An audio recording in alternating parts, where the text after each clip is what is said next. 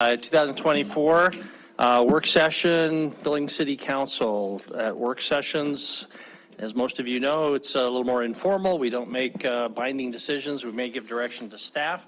There's a copy of the agenda back on the counter for anybody who would like it. We'll have an opportunity for public comment after each item, but we'll also have public comment in just a minute at the very beginning for anybody who's interested. Also at the very end on anything that's not on our agenda this evening. Before we jump into item number one, Chris, I think you had several general items you wanted to cover. Just a couple things. Obviously, it is the week of the 4th of July, so we always want folks to be conscientious of what's legal and what's illegal as far as utilization of fireworks inside of the city limits. And though we've seen a wonderful transformation of the REMs and the Skyline Trail and the parking areas, they will still be closed off on the 4th of July to minimize fire risk and things of that nature. So from 5 in the morning and through till the wee hours of the 5th, those areas will be closed off as we've come accustomed to for the last many years. And hope that everyone has a great holiday. The other piece was a bit anticlimactic, but yes, we did sign a tentative agreement with Teamsters, so there was no strike today, which was a very significant relief to both sides who've been working on that for many weeks, months actually, and as we got closer to that end. You saw a press release last week relative to that tentative agreement. The Teamsters themselves will be voting in mid-July on that, and then it will come to you shortly thereafter at the next regular meeting for approval. Sometime no later than the first meeting in August, possibly the second meeting in July. And that's what's going on in that front. No interruptions of service. Everything rolled today as we're into that new tentative agreement. I think that was it, Mayor. Okay, thanks very much. Then we'll move on. Public comment on any item, whether it's on our agenda this evening, or you can wait if it's on the agenda, or something that's not on our agenda. Podium is yours. Catherine Card, 2815 4th Avenue South. Dear Mayor and Council, grace and peace to you all. At the start of every regular council meeting, except today, it seems like, one of you leads those gathered here in an invocation, a time when one of you asks God or some higher power for help and guidance in your work, or a time when one of you invokes some important moral or spiritual guiding principles.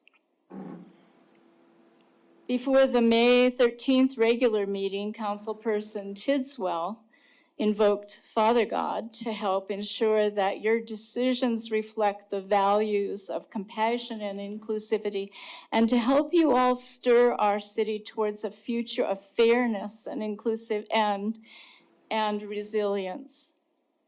Before the June 17th meeting, Councilperson Rupsis invoked the Rotary Code of Ethics, a set of guiding principles for Rotarians to follow in their personal and professional lives. The code includes principles such as fairness, honesty, and integrity. Councilperson Neese, could I get your attention, please? Because it's important to hear. Yeah, I know.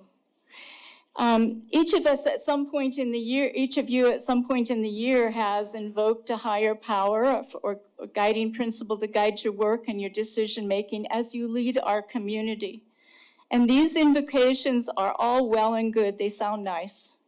You seem sincere in looking to God or important principles to guide you.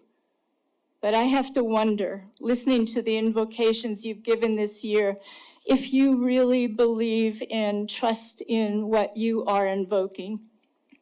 Your lack of commitment and attention to the health and well-being of our community as a whole, something that depends on, that rests on the health and well-being of the most vulnerable of our neighbors and your constituents, those who are unhoused and unsheltered, reflects the fact that you do not truly believe in God or God's love for all, God's special concern for poor folk, sick and troubled folk, the rejected ones, the ones in prison, those lying by the side of the road dying while everyone passes them by.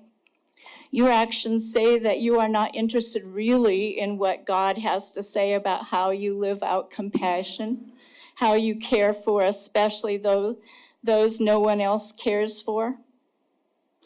Your actions this year, especially in not providing for even basic shelter for each person in need in our community, do not reflect God's will for how we should live as a community, and do not reflect the deep and open love of this God you invoke so seemingly sincerely. So why invoke God, Father God, or whatever? Why? Is it just so that you can appear faithful and good? Leaving the hundreds of unhoused people on the streets this year and the next is a clear reflection of lack of faith, lack of trust in the guidance of the God you invoke, and trust in the guidance of these principles of fairness and integrity that you invoke. Why invoke them then? Thank you. Any other public comment this evening? Any other? Seeing none, we'll close the initial public comment period, move on to our first item. Chris, you want to address our agenda? Yeah. Yes, I failed to That's what I was comment gonna on that, which was a request that you take action to remove item 2, the aquatics study update, from tonight's agenda. And can you just provide a little background for anybody who might Sure. be watching and not know the details? Sure. So that study is not ready for tonight's meeting. A draft of it went out this morning. It was clear in reviewing the draft that it's not complete yet. And so rather than starting down that path, met with staff this afternoon. We'll meet with the consultants who put it together and reschedule it to come back to this body, both dealing with the splash pad, just the full scope of what that work product was to be. So. Okay. So you're requesting an actual motion as opposed to, I guess once it's ours, we should change it. You've got control of the agenda, but I guess once it's here, we should. It is, act it was on posted and it's on the agenda, so our traditional method is to have you take action, a motion to remove something from the agenda. So I would ask that you remove it from the agenda this evening. It will be rescheduled. I can't say date certain when it will be rescheduled, but it absolutely will come to you here in the upcoming weeks. Okay, that's the request. I saw Councilmember Neese's hands and then Councilmember Shaw. Mayor, I don't object to having this removed. And my mic is, hold on. Thank you. I don't object to having it removed, but I think I want to understand the scope of what this is going to be when it comes back, because it was, South Park, it's the pools, it's the aquatic, it's splash pads.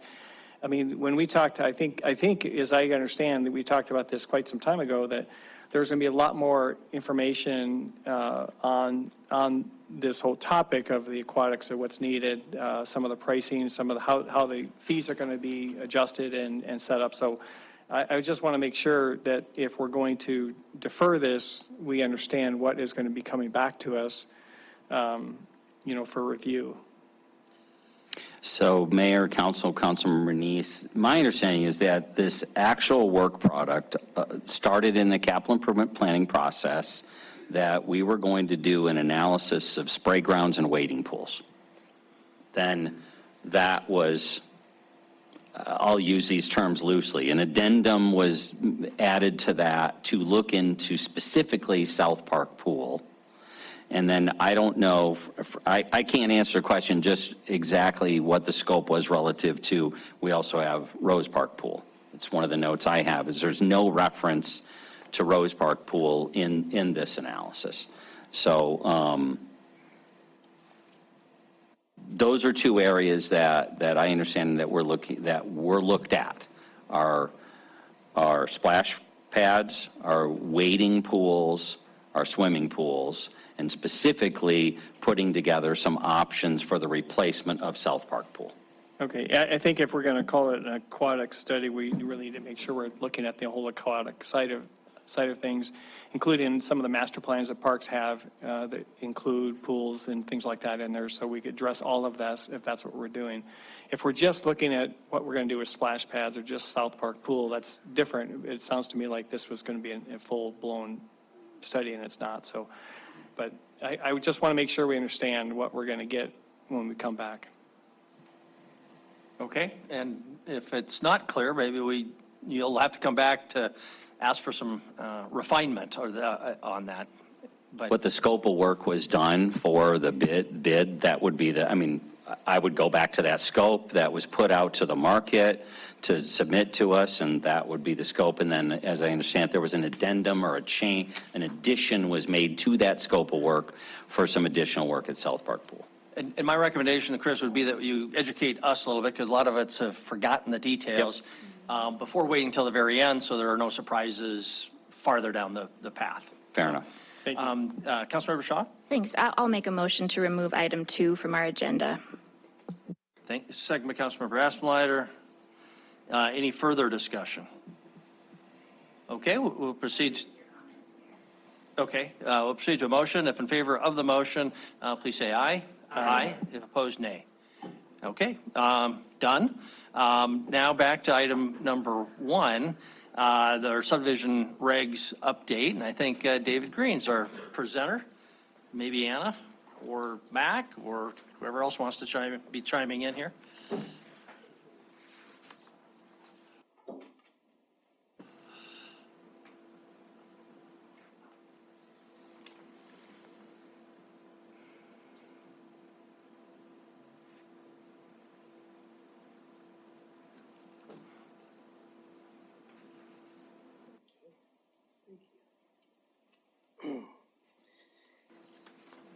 Good evening. I'm back again.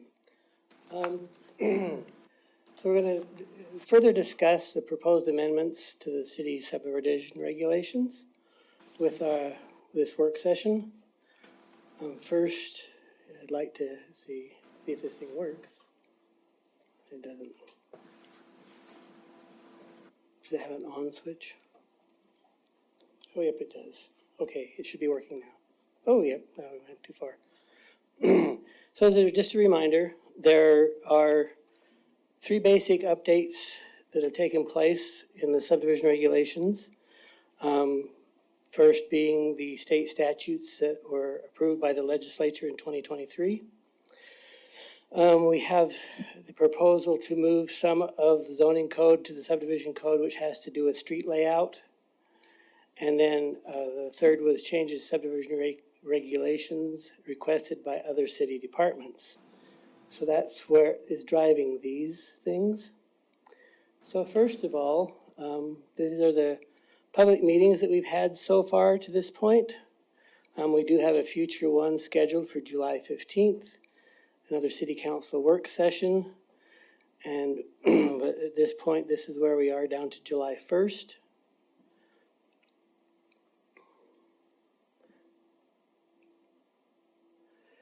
So I'm going to go over a little bit of the legislative changes that took place, and like I say, most of them have to do with processing of subdivision. Phase development was affected in how phases are opened, where it used to be you had to have a public hearing for each phase. You can now, if you have the phases done within 5 years from final plat, you do not have to do the public hearing to open the phase. They have redefined expedited to be any subdivision with any number of parcels or lots created, and have that done in a 35 working day, although it still has to do all the preparatory and pre-meetings, the same as any other major subdivision, if there are more than 6 lots. The other legislative change was gift or sale to family member. Used to not be allowed within a platted subdivision. It is now allowed in a platted subdivision. And then administrative review for minor subdivisions. That's where staff being engineering, public works, the police, the fire department, planning would look at those, and if they meet the requirements of subdivision regulations, then that can be administratively approved, conditionally approved, or denied. A couple of other little minor ones. There was a bill that was presented to remove the reference to 1973 in minor subdivisions. It used to be that you referenced 1973, which is the first year the state of Montana actually had subdivision regulations. We've been asked to remove that. I guess they decided it was long enough that everybody knew that by now. And all these legislative changes are in effect currently, and we've passed the dates with which they had to be the kind of a waiting moment. We're past all those, so those are actually in effect. Were there any questions that anybody wanted to clarify any of this, or? Okay, council, we'll go ahead with questions for Dave. This is not a public hearing at this stage, but we'll have an opportunity for public comment a bit later. We could go topic by topic, but my gut tells me there's not going to be that many questions on each one that we need to break it up, so we'll kind of open up everything. If I can start with a general question, David, since these are legislative mandated, the plan will be or the result will be consistency around the state. Correct. So are we operating in these changes, which are our own subdivision regs, which are typically not standardized around the state, based on some standard format, or is every city kind of addressing these 4 items on their own? Or are we going to be perfectly consistent because there's another group out there that has made these suggestions? The bills that were written, they're Senate bills and House bills, and our language that we're proposing, that we put in the subdivision regulations, are based on the language provided by the legislature. So it just tracks the statute? Yes. Generally speaking. Okay, great. So questions for David. Again, feel free, I think, on any of these topics. We may end up bouncing around a little bit, but are there questions for David about specific language and these specific topics? Just around the state changes. Right? Just on the state changes. We will come back to the other categories. Again, the movement from zoning to subdivision and other things requested by other departments. Councilmember Aspenleiter. Thank you, Mr. Mayor, Mr. Green. So the state regulations or the state law that passed implemented those by now, correct? Some of them were effective immediately. Mm-hmm. Some of them were effective in October of 23. And let's see, they're all, October. So they're all in place right now. So follow up, Mr. Mayor. Please. Mr. Green, so can an applicant with a minor subdivision request an administrative review? Yes. Do they have to request it, or are you just taking those minor subdivisions and doing administrative review? They have to request them. Okay. Otherwise, we would just fall back to the regular minor subdivision. Okay, thank you. Thanks for the clarification. Okay, so Dave, I understand these are already in effect based on state law. We're just trying to get our regs updated. But if somebody's insisting on following state law, of course, we will honor that, follow that. So, Correct. okay. Councilmember Neese. And Mayor, just to just clarify what you asked Dave. Dave, you're just copying what the state said to do and put it in our regs. There's no interpretation of what you're saying, what the state did, and then you're interpreting it and writing it differently. Or you're just saying this is what they said. This is kind of black and white. There's no There's interpreting it. No, we try not to interpret. We may have added a word or two to clarify it, like an and or something, so that people understand it's this and that. But no, we try to keep as close as we can to the state legislature because they outline what they want done and how it's to be done. Great, thank you. Okay, anything else for David on this element? Okay. David, I don't know how you want to proceed. Okay. Go ahead. We'll have an opportunity for public comment after you finish your presentation and any questions are completed. Okay, let's move on to the next then. So I'm going to go over some comments we've already received from staff. Last time that we were here, there was a lot of discussion about cul-de-sacs, street lighting. There was some questions about sidewalks, excuse me, and I wanted to go over some of those. We were asked to do some research on other communities and what they are doing in their subdivision regulations with those particular items. Let me see how I've got these slides figured out, hopefully. This one's a little bit cryptic, so I'm going to go over it a little bit more in detail. In Missoula, streetlights, arterials, raised medians, signalized roundabout, trail crossings, or arterials and collectors. That's where they require streetlights. And David here, I apologize for interrupting, council member or anybody who might be watching online. This was the last page in your packet online if you've got it called up. So, because it is very small, hard to read. Yeah, my glasses don't do any good here. In Great Falls, streetlights are required next to sidewalks. In Bozeman, it shall be considered, so it's up in the air depending on what they want to do. Kalispell requires them on all streets. In Helena, we didn't find anything that showed requirement or not requirement, so that would be that one. Cul-de-sacs in Missoula, just to read you the wording out of Missoula, if I had it here a second ago. Cul-de-sacs, loops, and circle streets and turnarounds are prohibited. Dead-end streets are prohibited. You can apply for a variance, and with that variance, permanent cul-de-sac streets may not represent more than 15% of the roadway miles in a subdivision. So that's Missoula. Great Falls, I got that here. Great Falls, your maximum length of a cul-de-sac is 500 feet, so they do allow them. Bozeman, they are prohibited, but if necessary due to topography, your cul-de-sac cannot be any longer than 150 feet. Kalispell, no longer than 600 feet, and Helena is back to the 150 feet. But Kalispell also, permanent dead-end streets are discouraged and to use sparingly when all other design alternatives fail due to topography or existing improvements. Helena, do we have Helena in here? Helena, blocks shall be wide enough to allow 2 tiers of lots except where essential to provide separation of residential development from traffic arteries or to overcome specific disadvantages of topography and orientation, or unless the governing body approves the design of irregularly shaped blocks indented by cul-de-sacs. So they discourage them. Sidewalks.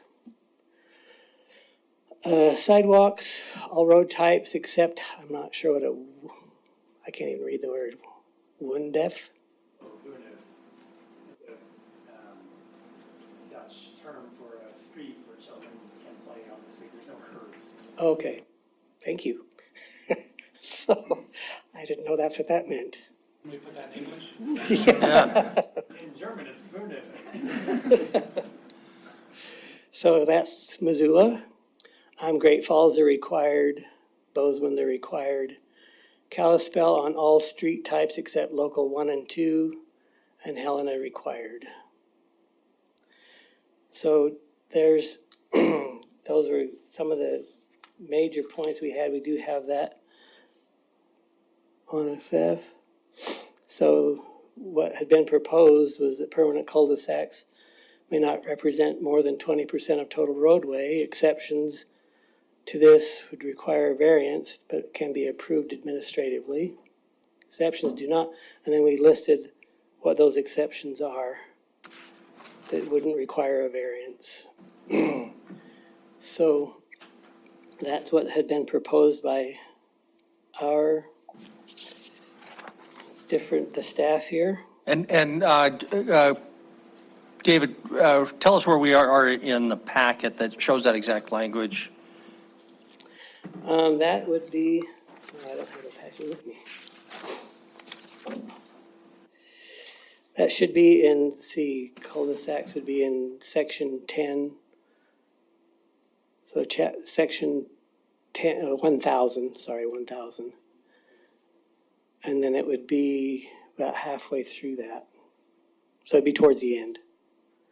The only thing after, wait a minute, is this in section 4? Sorry, it's section 4. I'm thinking parks for some reason. So not in the staff report, but you're referring us in the revised red line Right. version, and the approximate section number, or is, It's section 400. so 23-400, halfway through that ballpark. Yeah, I'm Okay. looking that up at the moment.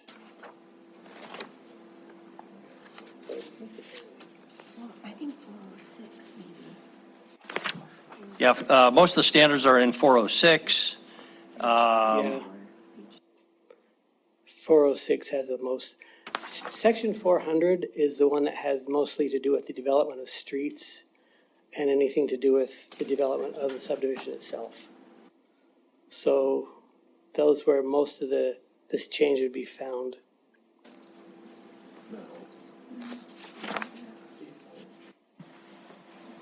Scrolling through in the packet Okay, material I for find mine, it it 16, shows subsection page, 16. yep, and page 45 of 153 is what mine is showing as I'm scrolling through it in the packet.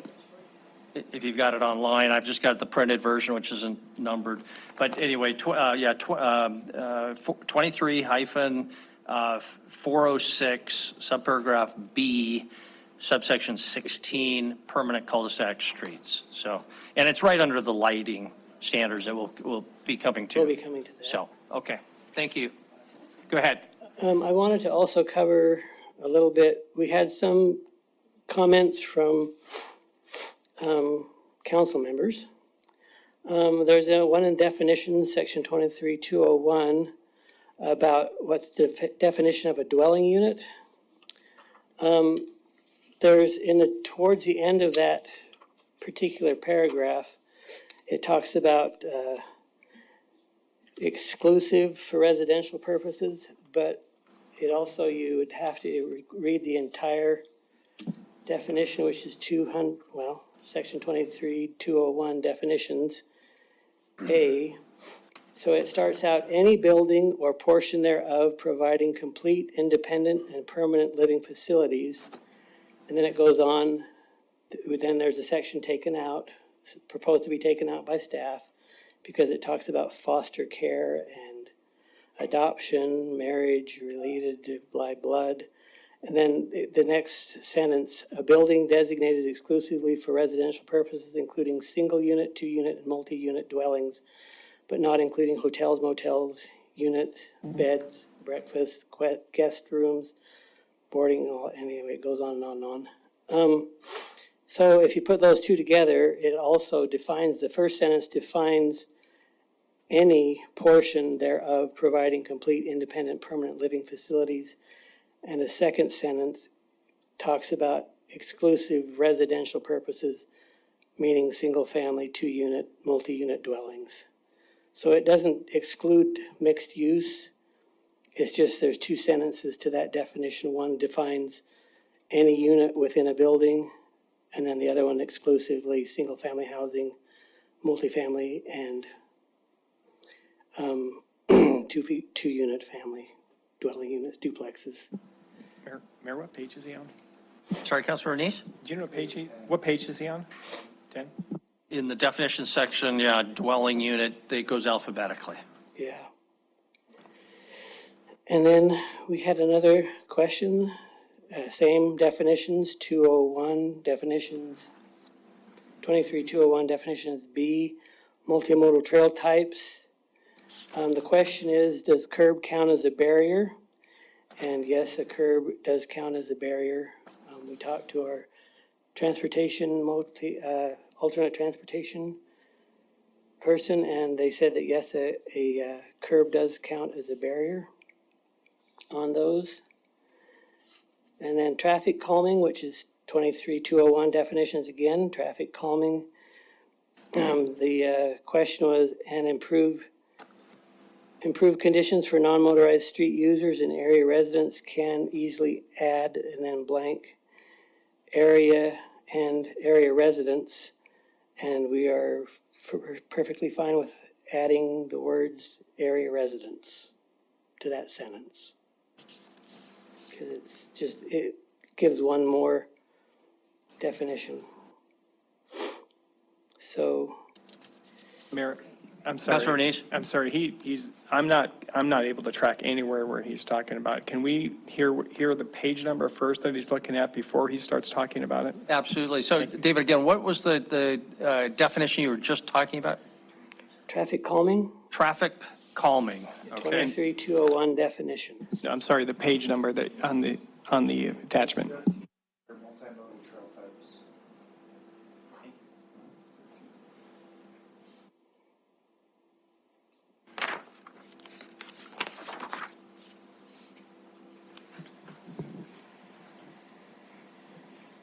And then if you scroll down a little bit farther, they're in alphabetic order, parkland amenities in definitions again. And I'll just comment on Page 14. under the sub definitions, I guess under multimodal trail types, would it make sense to have those in alphabetical order? Because they're not at this point. Just think about that, I guess. Okay. So page 14 for parkland amenities.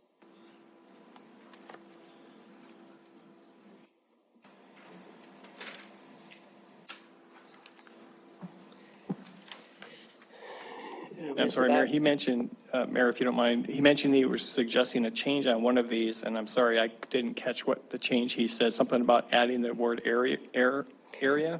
I'm not sure which one he's talking about. That was my question. And so under traffic calming, it talks about, it alters driver behaviors and improves conditions for non-motorized street users. I suggested we also add area residents, other people in the area other than just the street users. Thank you.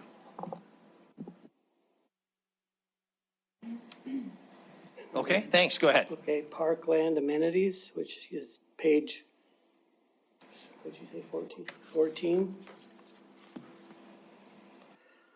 It starts out, it says below is a short list of passive and active parkland amenities. We've been asked to include the hyphenated word below is a short, non-exclusive list of passive and active parkland amenities. Again, Mayor, if I Councilor Ripsis? Thank you. Again, this was one of my suggestions. This seems to be a work in progress, this section, just the way it's even written. So I just wanted to give the indication that this is not the entire list of what parkland amenities might be. I think they're just trying to give some ideas of things that might fit there. But overall, I think that definition probably just needs to be made to look like it's complete. Yeah, no, it's just a very short list of what's possible. The problem we've Word had possible or example, those are important. The problem we've had in the past is there has been no definition of parkland amenities. And so when developers come in and somebody starts saying parkland amenities, the question is always, well, what is a parkland amenity? And so that's why that was added, because it at least gives you an idea of some of the things that were acceptable to the park department, but is definitely not all inclusive. Because there are hundreds of different things that could be a park amenity. Okay, yeah, so we definitely don't want that to be interpreted to be an exclusive list. Right. And you could even add a sentence, if there's lots of other options, anything will be considered if it adds significant value to the utility of the park, or something like that, or, yeah.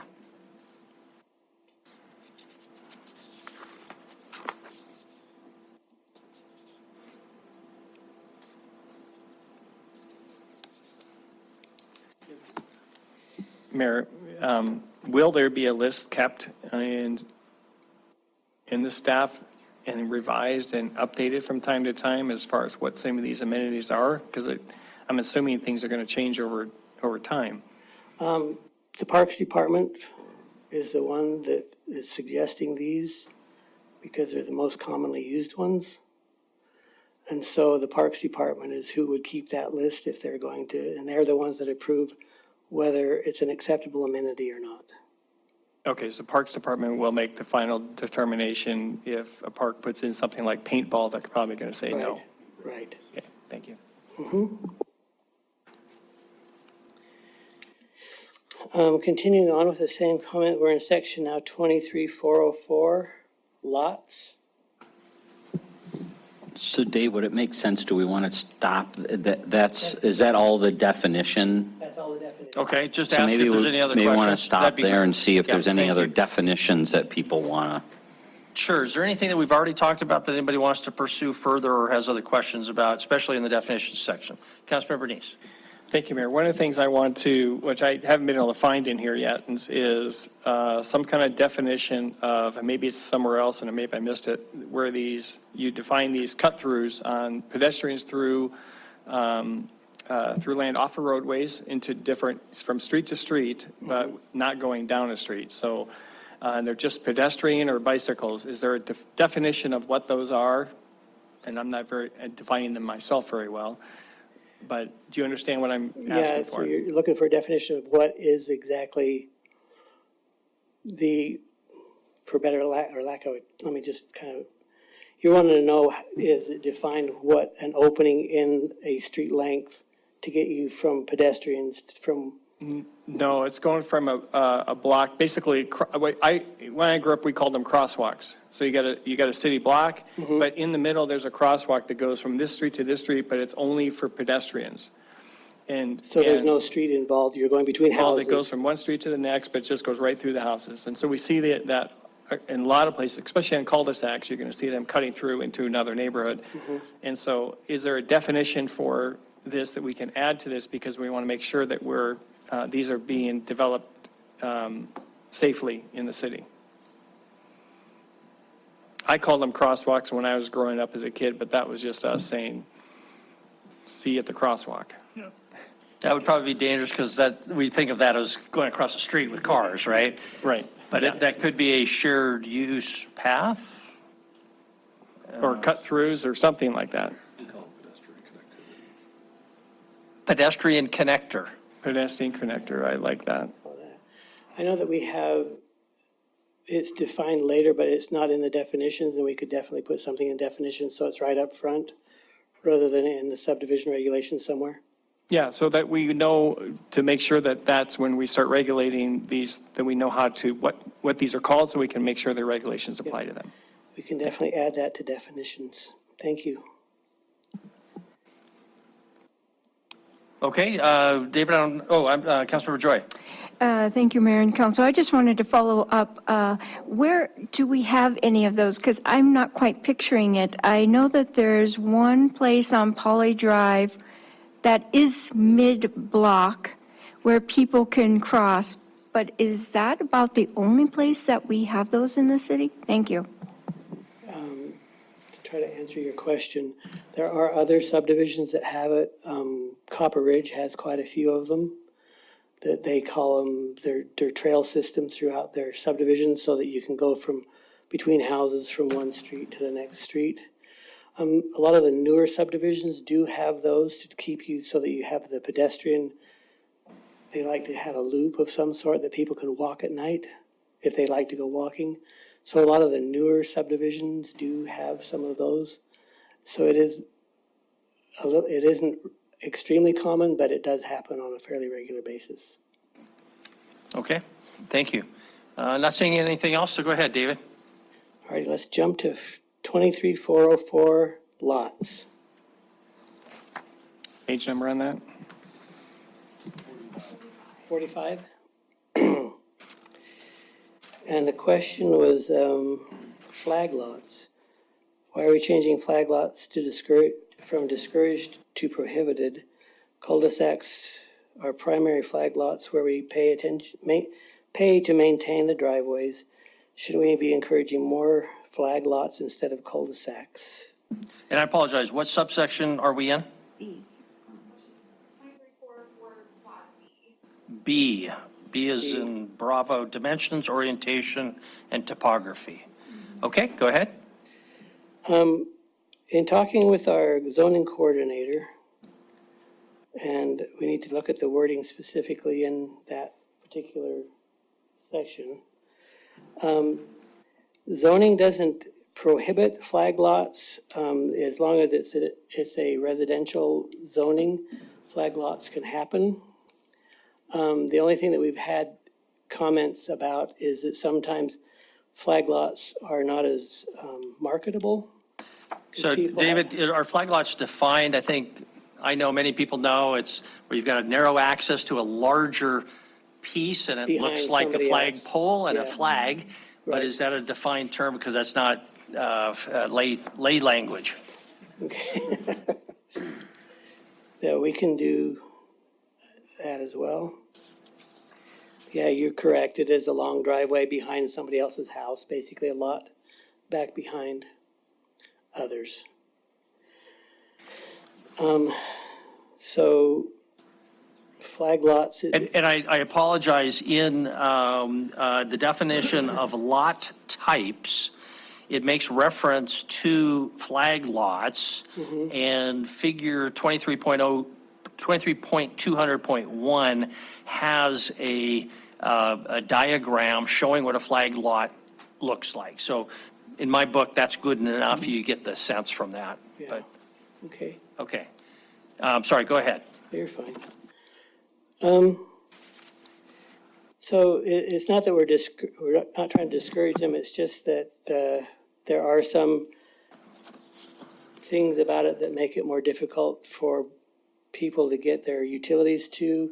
It does become somewhat of a safety issue because they're not obvious where they are, and when the ambulance comes, it's not real obvious where that flag lot necessarily is.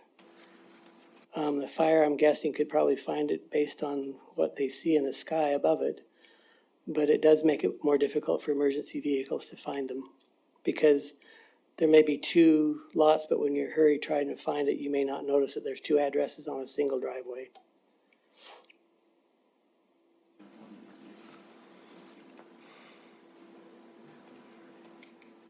Mayor? Yeah, Councilor Bernice? So Dave, if you have these flag lots like this, they're prohibited, that means you're not going to do them except for in different cases that you need them. So are we going to regulate these to a certain width of that flag? The flag Pole. itself. The pole, not the flag, but the pole where they access up in, so the fire trucks, ambulances can get up there? Is there any regulation, or is there any regulation making sure that addressing is visible from the street, since I'm assuming that's a private drive going in? It is a private driveway going in. And so is there anything that's addressing that when it is allowed, that it's making sure that it's avoiding these issues that you just mentioned? The way it's usually addressed, the addressing, when it comes to addressing, they have them put two addresses at the driveway, but that's not always real effective as far as, being obvious if there's. The other thing, width that you have trouble with, if your driveway is over 150 feet, you have to have a turnaround for a fire truck that goes back in there. And a lot of times that's very difficult to come up with because it takes up a fair amount of your building lot to provide a turnaround for a fire truck that has to come back in there. So as far as the regulation, there isn't a specific regulation outline for signage, but when they do addressing through our land management person makes them put up a sign that has two addresses on it. And that's handled through our land management person. Okay, so that takes care of the signage. As far as the fire trucks or ambulance getting up the driveway, then there's other regulations that require the width to manage that. So, okay, thank you. I see a head shaking over there. There's a certain width. Generally, they need 20 feet clear. So generally, and some of the zoning, N1 zoning, for example, your lot frontage has to be 25 feet. So if you put it in a 25 feet pole, both of them manage to meet the requirement of zoning. Okay, thank you. Okay, council, I think it's going to be difficult to come back to things, so while we're in something, feel free to jump in. Yes. Try to resolve it. So the new language says they're prohibited except in cases where zoning districts allow flag lots. Any of our zoning districts specifically say, in this district, flag lots are allowed? I don't know, but that seems like kind of strange We can add, addition under we can add those recode. in there, which ones those are. Your N zoning, which is N1, 2, and 3, they are allowed, but when you start getting into mixed use and things like that, they're not allowed because that creates kind of a major traffic problem if you've got multi-tenant buildings on the backside. Okay, but you've answered my question. There actually are specific Yes. provisions in our zoning code that says this is a flag lot zone. Shut up for the, Mayor, I'm not sure that's true. I did a search on our zoning codes, and I don't see flag lots referenced in there, except for one case at the very end of N3, where it says, oh, shoot. At the very end of N3, there's like a footnote that says, supplemental regulations, lots on cul-de-sacs and flag lots are exempt from minimum lot width regulations.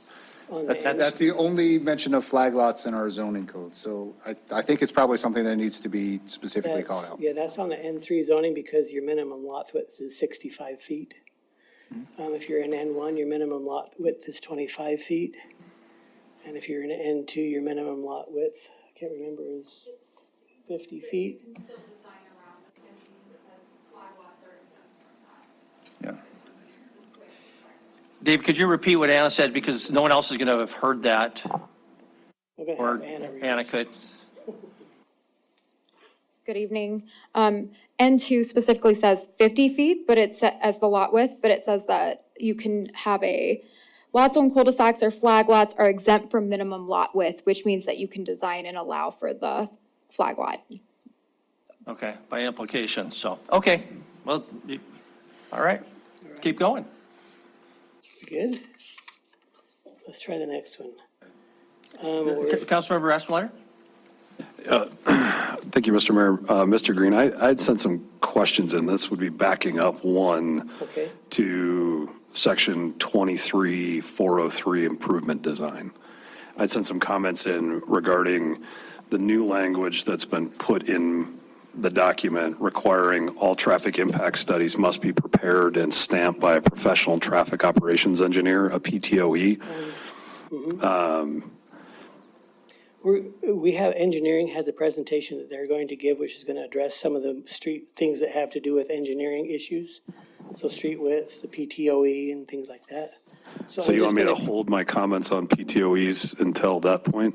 Yeah, then they have a presentation. I've got a lot to say about that. Okay, that'll work. Okay. If that's okay, we'll get through Dave's, and then Mac is He's prepared to address your specific comments. yes. Thank you very much. Okay, Councilmember I Neese? did have questions that I was holding on about the infill exceptions, but we can always wait and come back to those, or we can go back to them now. I guess my suggestion is let Dave get through his, Okay. and feel free to jump in if it's relevant to what his. thank you. And then we'll get to these more specific or other issues. Go ahead, David. Okay, we are still in 23-404 lots. We're at F, double frontage lots. And the question is, doesn't zoning prohibit residential zones from being adjacent to arterials? We don't allow, zoning does not allow you to access an arterial street with your residential.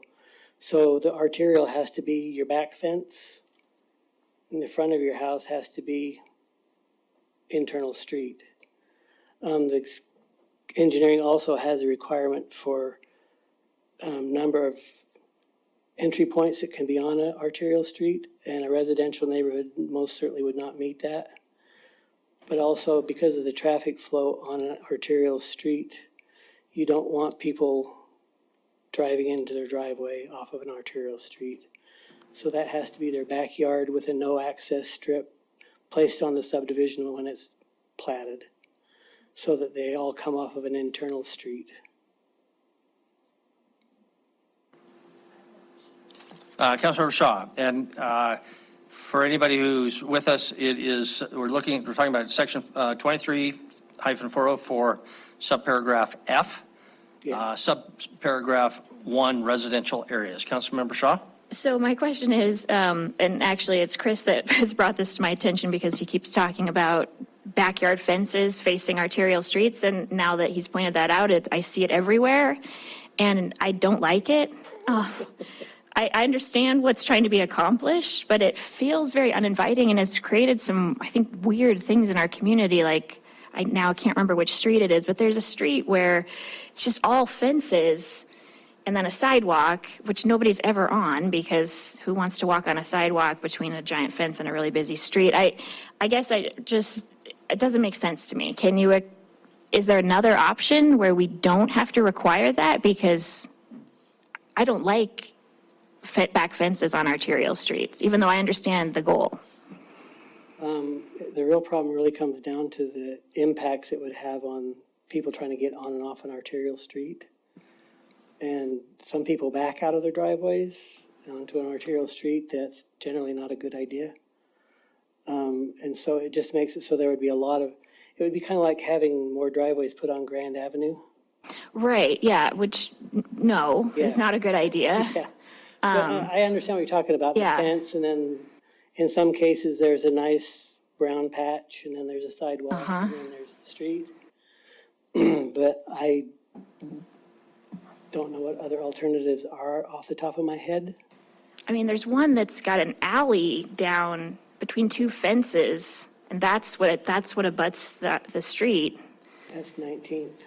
Yes, yeah, it's very unappealing and seems badly designed to me. Yeah. Chris, it looks like you wanted to comment. I mean, Councilmember Ripsis? there certainly are cities out there that don't allow that, whether they be double fronted. So no, the only alternative isn't to make everyone have their driveway face the arterial. Those lots, I've seen a number of designs in cities that have regulations that recognize that challenge, but also the lot has double fronts, and the design of the neighborhood or the layout is just such that you don't have a backyard or you don't have a privacy fence. Contrary to crime prevention through environmental design principles, that makes that area uninviting. You'll also see it. I mean, all you have to do is drive down Rimrock and Poly and pay attention to where someone's house fronts the street versus their backyard fronts the street. And almost without exception, there's a night and day difference between the maintenance of everything from the sidewalk to the grass to the visibility. So there are different design elements that we can take from other communities if that is the kind of thing the council wants to pursue. I would certainly advocate for that myself. So This is just thinking out loud, so don't take me too seriously. So you're talking about maybe putting the front of the house towards arterial, but no access except from the sidewalk, and their garage comes off of the street internally? I don't want to try to design things, certainly as an administrator, but I'm telling you, I've sat in council meetings for decades and watched subdivisions come through where a few communities did not, in the rarest of exceptions, did they allow there to be that backyard facing or not recognized as a double-fronted lot, is the term that I think of. I think it's important to realize that a no-access strip is slightly different than the design aspects that you're talking about. So certainly exploring the way that we look at the fencing or maybe a visibility adjacent to paths or sidewalks is something that we could navigate, but having a no-access strip is more or less a public safety aspect, because we don't want those driveways and we don't want Public Works consistently having to decline or not permit all of these access permits that would come in. So it just creates more work for staff. So I'd like to encourage us to navigate the no access strip slightly differently than investigating those design aspects, which we can certainly do at the next council hearing. So I'll write it down as a way we can come up with something related to that. Yeah, I mean, in my mind, requiring a see-through fence is less intrusive for the developer, gives the developer more options than requiring the developer front their houses onto arterials. But Councilmember Ripsis, Councilmember Bernice, Councilmember Gulick? I guess I might have been, thank you, Mayor, just a little confused when I wrote this. We do have in zoning, it says when you have a planned neighborhood development, you can't have N1, 2, or 3 along arterial streets. And I think we've gotten into that situation where what they do is they put like a 10-foot strip of, and they call it a linear park, right along the arterial, which is also a bad solution. So I think we need a lot more thought on this whole approach for how we're working with these arterials. We don't do a lot of subdivisions right on arterials now, but I imagine it happens sometimes. And I don't like any of the solutions that have come forward yet, but. Okay, Councilmember Neese, Councilmember Gulick? Just a question regarding, again, we're talking about subdivisions, new subdivisions. So does this impact existing subdivisions where it may not comply with this new regulation, that if they have to rebuild, now they can't? I'm seeing a no on shaking from one of the council members, so a no over there, great. So thank you, my question is answered. Councilmember Gulick? Yeah, I agree with Councilmember Shaw that this is something that I would like to address, not having just a bunch of back fences facing our arterials collectors. The example that Chris gave is actually that the houses are actually facing streets that are perpendicular to arterials or collectors. But I could also think of examples, maybe not right here in Billings, but where you have an alley that's, and then you have townhouses or it's a mixed use development that's on that arterial. Doesn't have any accesses off of the arterial, but we want to limit those.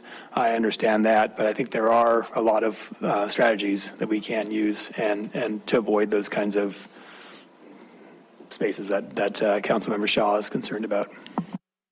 Okay, thank you. Councilmember Boyette, and then we'll... I'll be the conservative one in the group, though, but at the same time, I'm not going to build my house next to an arterial to start with. But if I did, I don't want to be able to have cars whizzing by at 100 miles an hour. People want fences for privacy. Obviously, they want fences. That's what all the fences are for, is for privacy.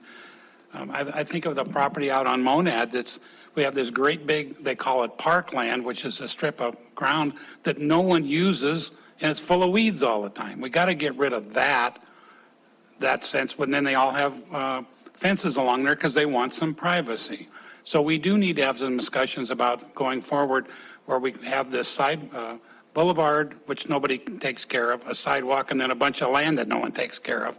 Then we have fences for the yards.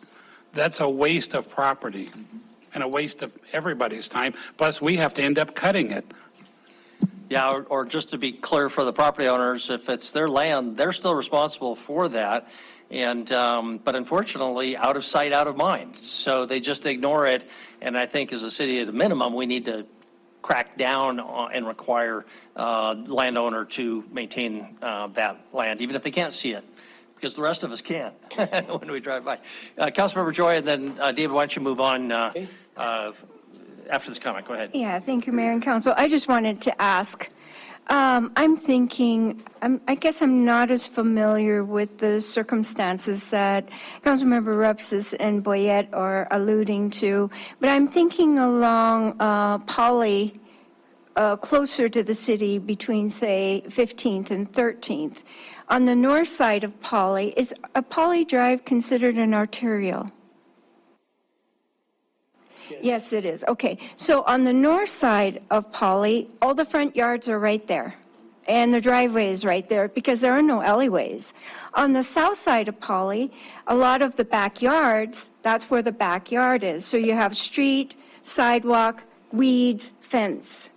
So I guess I'm really interested in some of these solutions that might come up in our next session because, yeah, I mean, the north side looks great. And you look at the south side and you're like, wow, that's not so good. So I'm looking forward to some solutions. Thank you. Okay, thanks. Go ahead, Dave. Okay. Let's see.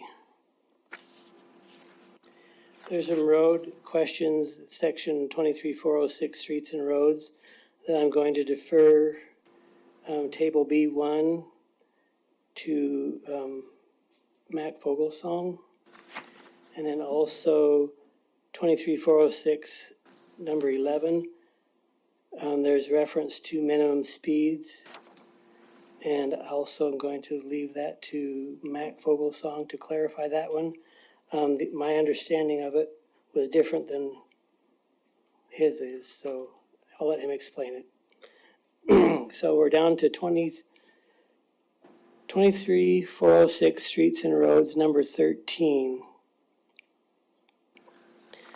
And the question is, we're proposing to remove some of the options. Let's see, what is it?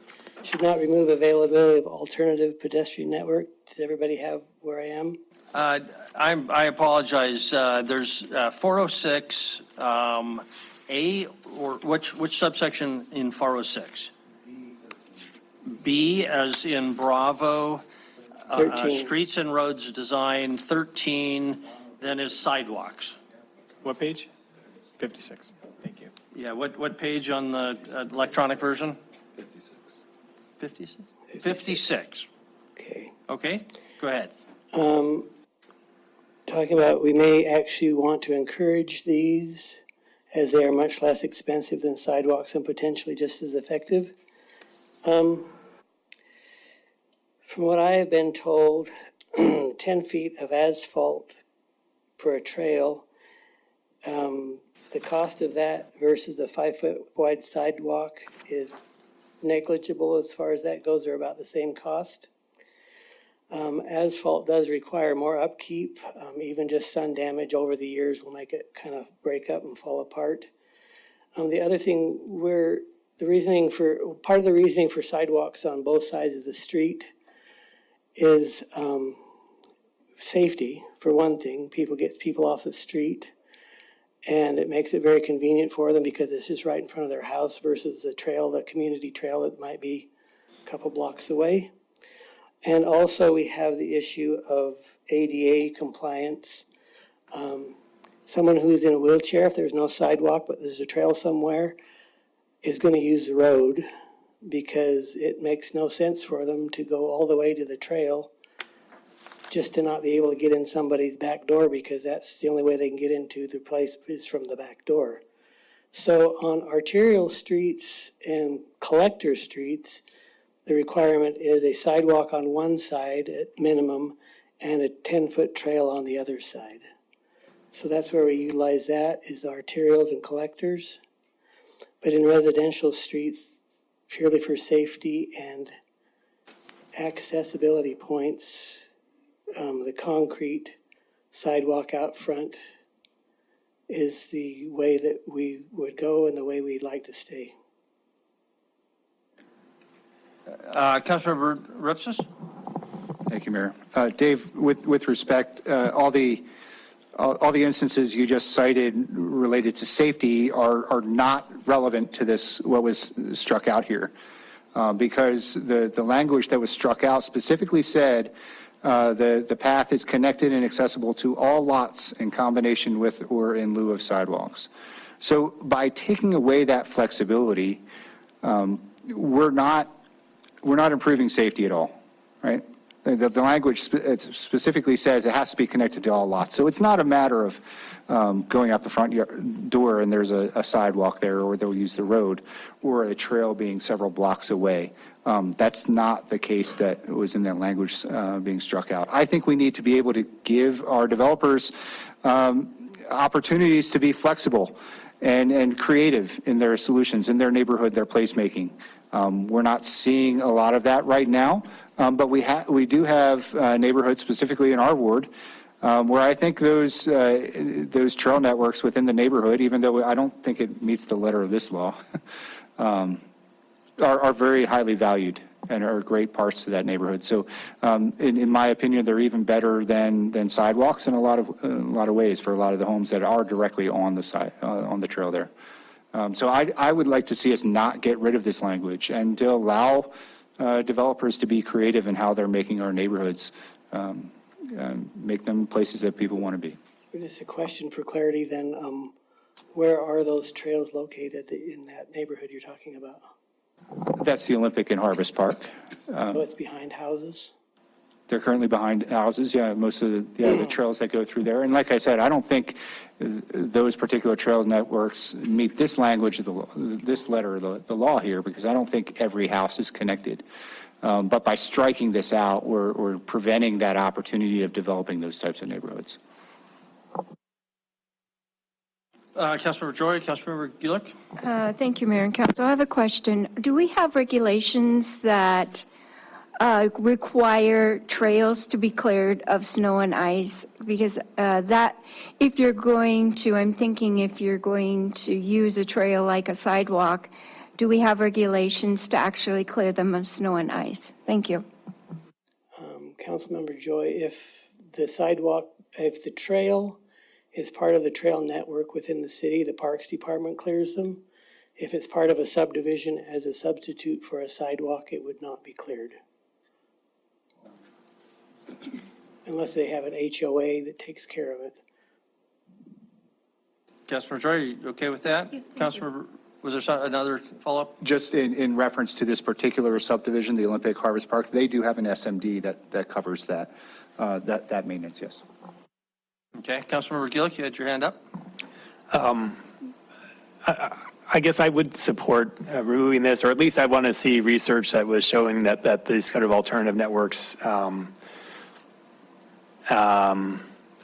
This is one area. I mean, I do like the idea of giving developers some latitude, and creativity is helpful. But I guess I haven't seen research that suggests this is really brings more eyes on the street and the kinds of things. I think also Dave did mention the issue for someone in a wheelchair, like they either have to go on, they're forced onto the street to get to a place, or else they're having to come into the back door if they're visiting somebody. Anyhow, I think more research on that. I'm open to it, but I'm skeptical, I guess, if this is a good practice. And I would like to see some sort of research on that before I'd be willing to bring it back. Okay. We'll turn it back to Dave. Oh, okay. I don't know, this one, we're in parks now, 23-1002 parkland dedication, D. Paid. So that's going to be towards the back, that 23-1000. There's 23-1100, then 23-1000. Okay, yeah, so Article 23-1000, dedication of parks. So 1002, 23-1002 D. 1002, D as in Delta, a park maintenance district. So mine says 80 on the printed version, but I don't know about on the digital version. 96, page 96 on the digital. A park maintenance district shall be formed or expanded with any new parkland dedication, is how it begins. Okay, back to Dave, go ahead. Okay, and then the question, in this case, cash in lieu funds should be reserved for improvements in the existing park maintained by the PMD. Such improvements should be made within 3 years of the funds being received. Yeah, I'm sorry, if you're quoting what's here, I don't see that language. It isn't in there. So This is you what were they saying suggested. there was the staff's recommendation is to add an additional sentence. Yeah, so cash in lieu funds should be reserved for improvements in the existing park maintained by the PMD. Such improvements should be made within 3 years of the funds being received.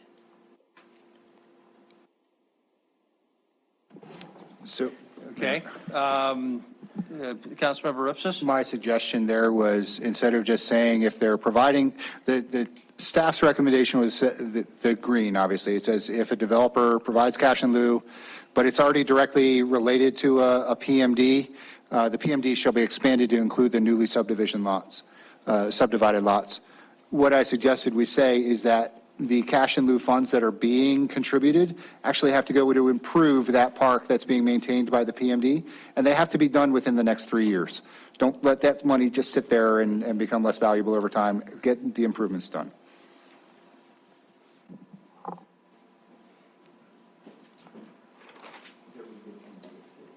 Okay, Councilmember Neese? Thank you, Mayor. Councilmember Rosas or Tom, I agree with that. However, my concern is if we say shall, what happens is if it's $80,000 and the project costs $100,000, and so then we can't get it done within 3 years. And so I think I don't know how we make that happen if the funds aren't theirs. But I agree, there needs to be something there that really makes these cash and lieu funds be utilized quickly, and maybe there has to be somehow indicated to indicate that they're spent within the project scope to, if we have to cut some of the project, cut the project. But there needs to be something in there. I agree that those funds go in there and then are spent as quickly as possible. Okay, question I would have is how does it comply or not comply with the statute? There's language in the statute, I can't quote it, but at least there used to be 1,000 years ago, that said that cash and lieu funds has to be used in the area of the park. So this certainly complies with that in the sense that it's in this area, but does that rule, does the statute prohibit us from being that specific? Hopefully not, because I understand the point of this, but I guess if I'm a neighbor, I could say, hey, I should be entitled to a benefit of those cash and lieu funds at my local neighborhood park, which is also in the area. Kind of raises a question of that statute, but I just bring that out. I'm not too worried about that, but there is a statute that addresses this general question about where you can use cash and lieu funds. Not the timing. I don't see any reason not to put some sort of a time limit, especially if they could come back and ask for some sort of variance from that if they needed an extra year or something. Councilmember Neese. Yeah, Mayor, I think this is something, I don't know how often this happens or not, but I can see the money go into the Park District Maintenance Fund, and then it's just utilized for the maintenance, cutting the grass, change out the garbage, because it goes into the fund. And it's a reserve. It's not set aside as a capital improvement. So I just want to make sure that if it goes into this PMD, it's there specifically for capital, not for maintenance. It's actually for improvements, and somehow improvements get done. Thank you. And I don't know if this is the place to regulate that, if it's, if we're getting too much into the regulating PMDs from here or not, but Buzz bringing up a good point is if that money goes there, we don't want it sitting there. I saw some nodding heads to that point, so. Okay, anything else on that subsection, park maintenance district, involving park maintenance districts? Okay, go ahead, Dave. All righty, the next one, 23-1004 linear park land dedication. Councilmember Aspenlider. Mr. Green, can I back you up to subsection D, right below where you added in the language about irrigation of public and private parkland should be encouraged to be from ditches and wells. Is Parks on board with that? Because up until Director Pig took over, Parks was vehemently opposed to having parkland on ditches and wells. Okay, all these regulations that were in the Parks Department was done in meetings with Park Director Mike Pig. And so, yes, these are his suggestions and things that he wanted to see happen. He said that he would prefer them coming out of ditches or wells versus hooking to city water. And to be clear, I'm for that too. But I'll give you Vintage Estates on the west end, that park went undeveloped for 10 years almost and sat undeveloped after the fourth phase was platted because they would not accept a well. And it wasn't until we had a leadership change there that we got a well approved. And the delta on the cost on that was something like $85,000 to the system development fee for connecting to city water plus the cost of that versus connecting to a well. So I guess my only concern is I just want to make sure that Parks is completely on board with that and we're not going to have a conflicting. He's the one that brought it up to us, and that's why it's in there. Perfect. Perfect, thank you. Okay, thank you. Hey, and David, we've skipped over the standards for lighting. Can you just tell us, we're going to go back to that? We're going to go back to that. Okay, very good. Go ahead. Max got that. And then in linear parkland dedication, there's places where they're not allowed to do like over ditches and canals and stuff like that. Where are you? D, C as in? D is in Delta. D as in Delta. If a developer provides cash in lieu but is located directly adjacent to an increase or an existing public park maintained by PMD, the PMD shall be expanded That's to right one. 23, 104. 1004. 1004. 04, linear parkland dedication and Yeah. trail corridors. And then it Okay, talks about taking it, your dedication can't be a ditch or a canal or anything like that. It's been suggested that we also can't have along an arterial street. And we're fine with adding that.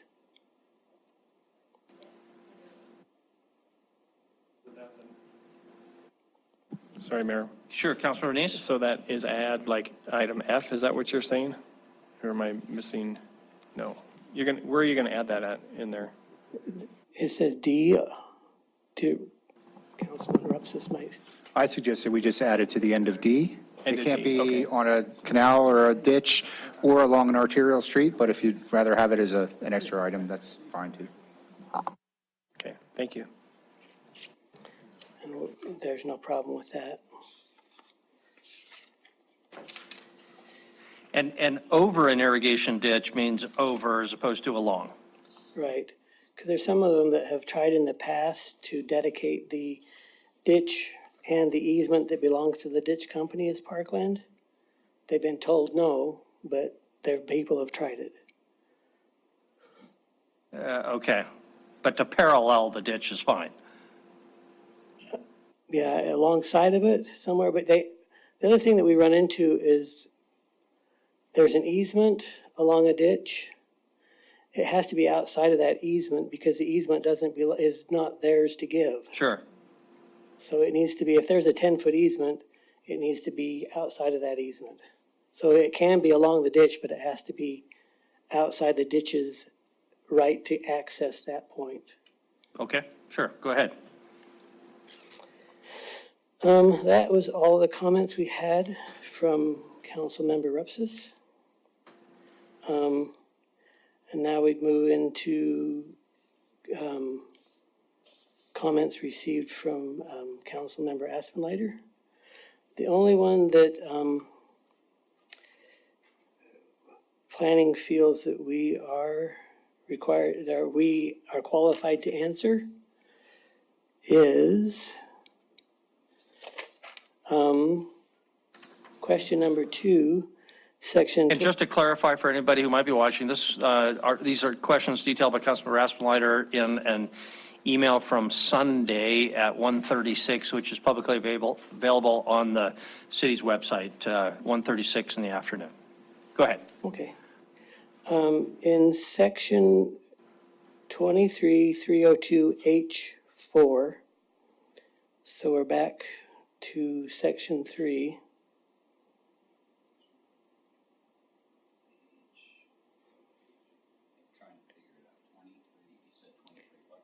Twenty-three 302H.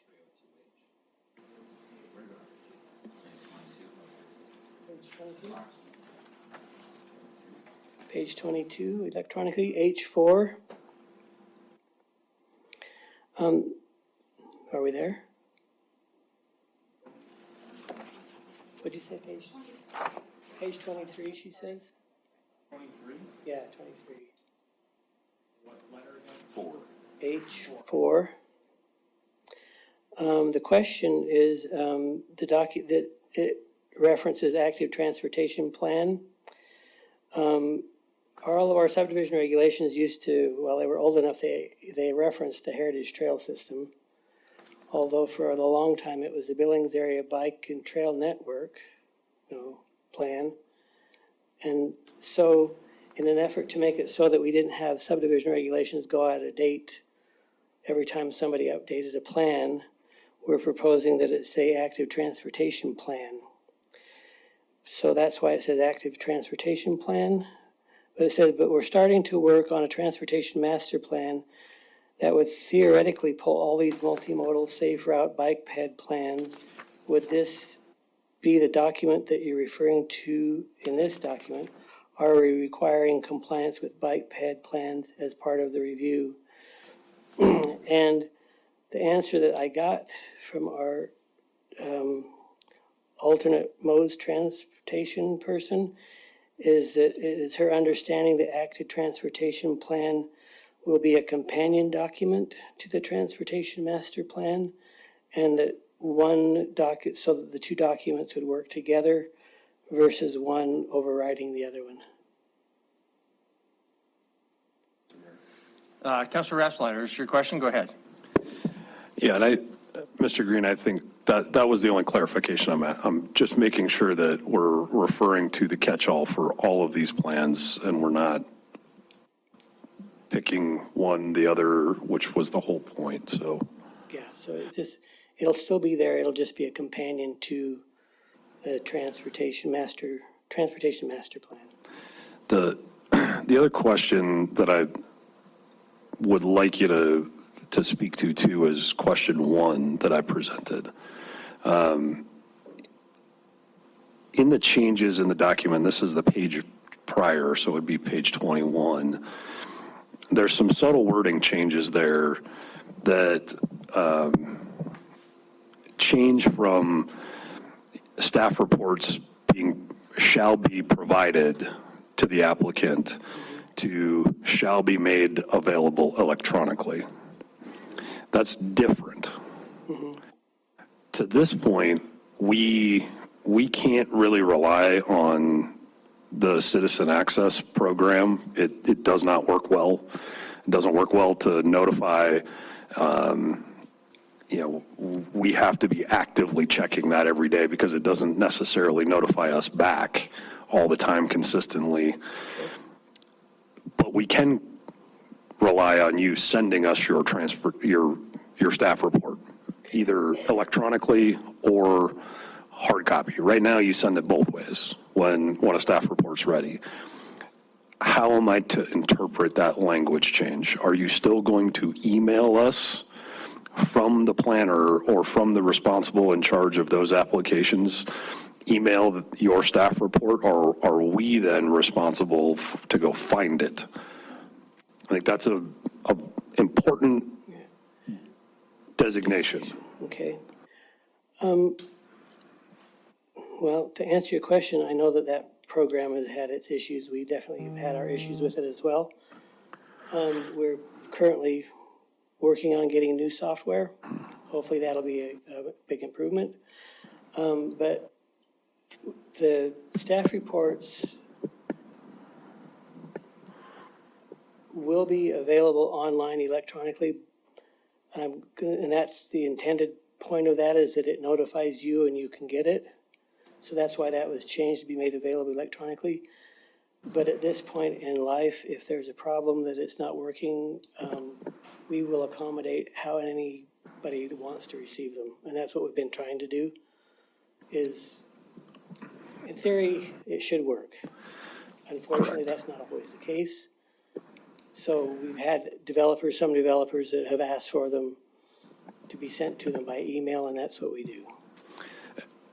And I guess my only comment to you and Chris is, until we get a reliable system in place, it should be staff's responsibility to send those to us, regardless of whether we ask for them or not.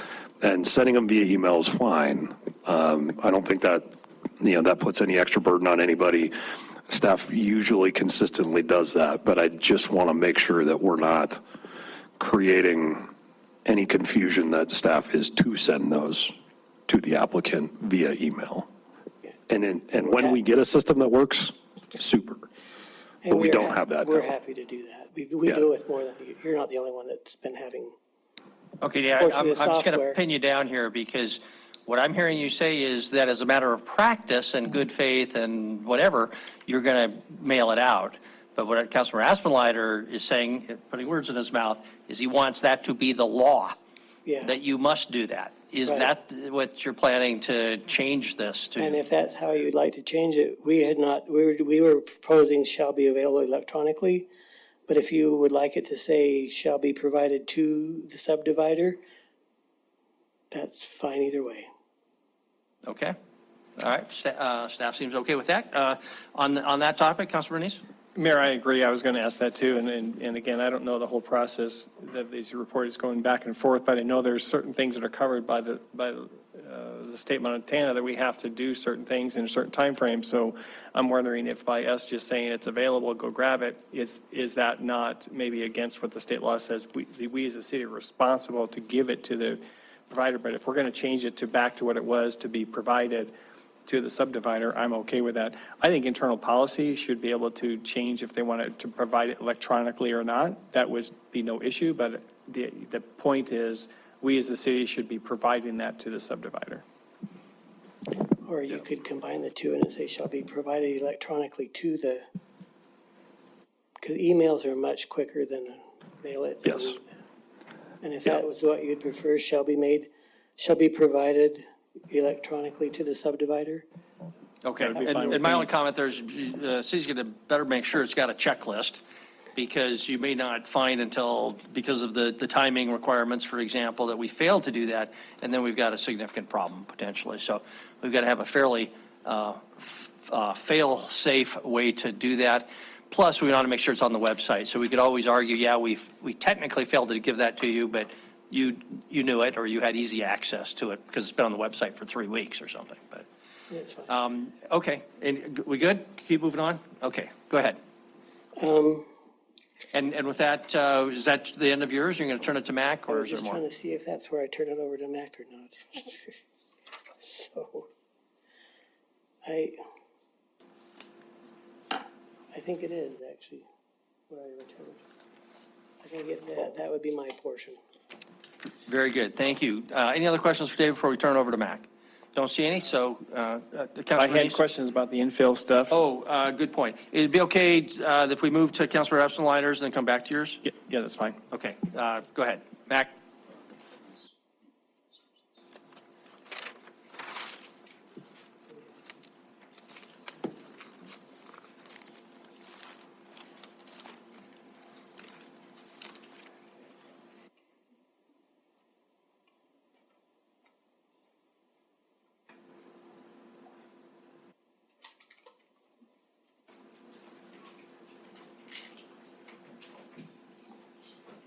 Good evening, Mayor and Council. I know there's some folks in the audience here who still want to make some comments, so I shrunk a few of these slides down from a couple weeks ago.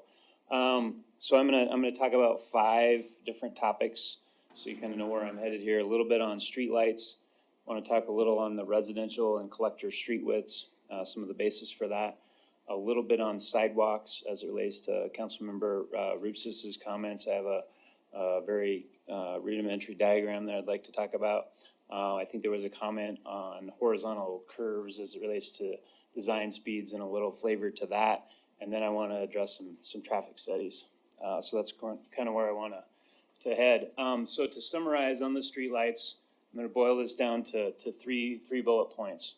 There's 3 ways to install streetlights if council was to decide to do that. You could do it by an SID. We've done that in projects like Anafel that's been done in the eBird. I tried to oversimplify that to a cost that we've seen, say, in Anafel subdivision assessment of, say, $6,700, boiling that down to a per month cost. Duration of that is 15 years. So like on an SID, it might start at $70 a month and then decrease to 39 as that sort of winds down and then sunsets. Owner developer, that might be the private contract method where the developer goes and installs those up front. I tried to take a cost of that, working with construction costs that we've seen and boil that down to if that was passed on to a mortgage, what does that cost look like? You kind of get to that $27 a month. Third method is Northwestern Energy. They can go in and do that via Northwestern Energy District. I wrote down $28 a month. That's kind of for their basic pole, what they call the shoebox. There's lots of options. And then I also kind of wrote that's forever. if you will. Getting into street widths, in preparation for the discussion on street widths over the past 6 months, we kind of went back and said, hey, how are we doing? How is the current residential street width performing, if you will? We did speed studies all over the town for the current 34-foot streets. The yellow dots represent generally where those are. There's some more specific locations. We wanted to look at, hey, what's going on in these particular streets? Kind of the big high-level summary is that the 85th percentile generally ranged between 21 and 27. 9 of those sites, the 85th percentile was below 25 miles an hour. So what did we see? We saw lower speeds where we had sort of heavier on-street parking and bulb outs. That's kind of that 21 to 23 number. We saw lower speeds with sort of curvilinear streets. So where did we see the 27s? That's where we had really long, straight streets. One of those would be, say, Benjamin Boulevard in High Sierra in the Heights. So one of the takeaways there was, street width isn't necessarily the only factor that we can do in design to affect speeds. So in general, specific to speeds, we looked at that 34-foot, and generally they're adequate. We're not getting a lot of complaints on sort of those, and I'm referring to that 34-foot width that started in 2006. Just to look at, say, Annafeld subdivision where it's a 34-foot street, distance between cars generally is that 19 to 20 feet. There was another question, I think, Councilmember Neese, you asked earlier, what do you call these crossings? Here's one of them.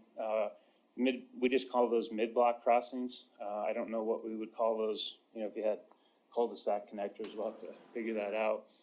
That's an example of that, where you're bringing the pedestrian out into the street. So some streets that we have, north and east of, say, Pioneer Park, just for example, those are 31-foot streets. If you measure distances between cars, you're at, 17, 18 feet. So the basis of our current code, as it sits for how do you get to 34 feet?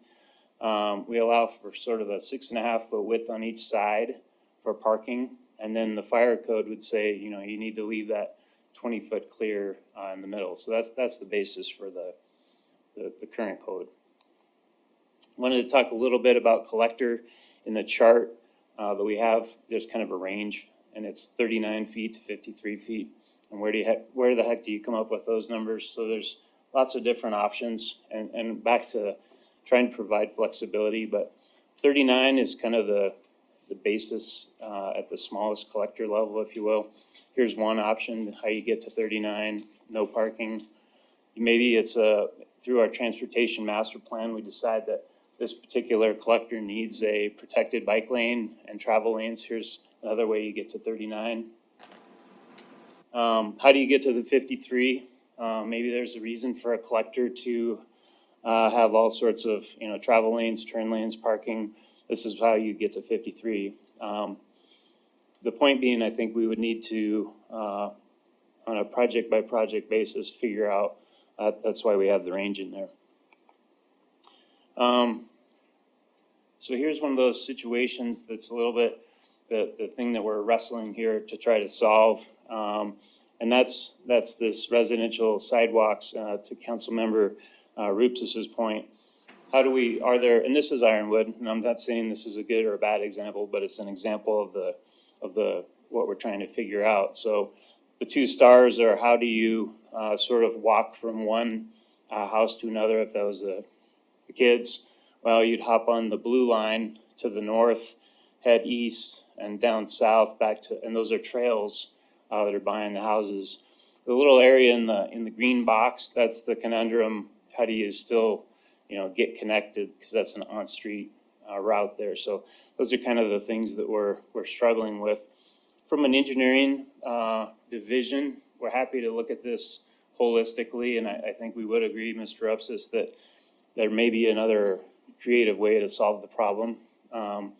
So maybe the base case is sidewalks on both sides with a look at what are the alternates, how would it work? How does access provided, case by case.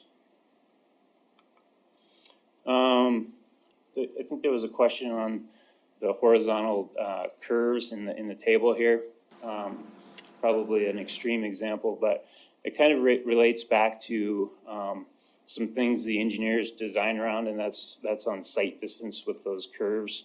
So we're trying to find that balance between speeds, but also safety. If a kid runs out in the street and the curve's too sharp, how do we provide those safeties? So from a staff recommendation, we probably want to stick with this code at this point.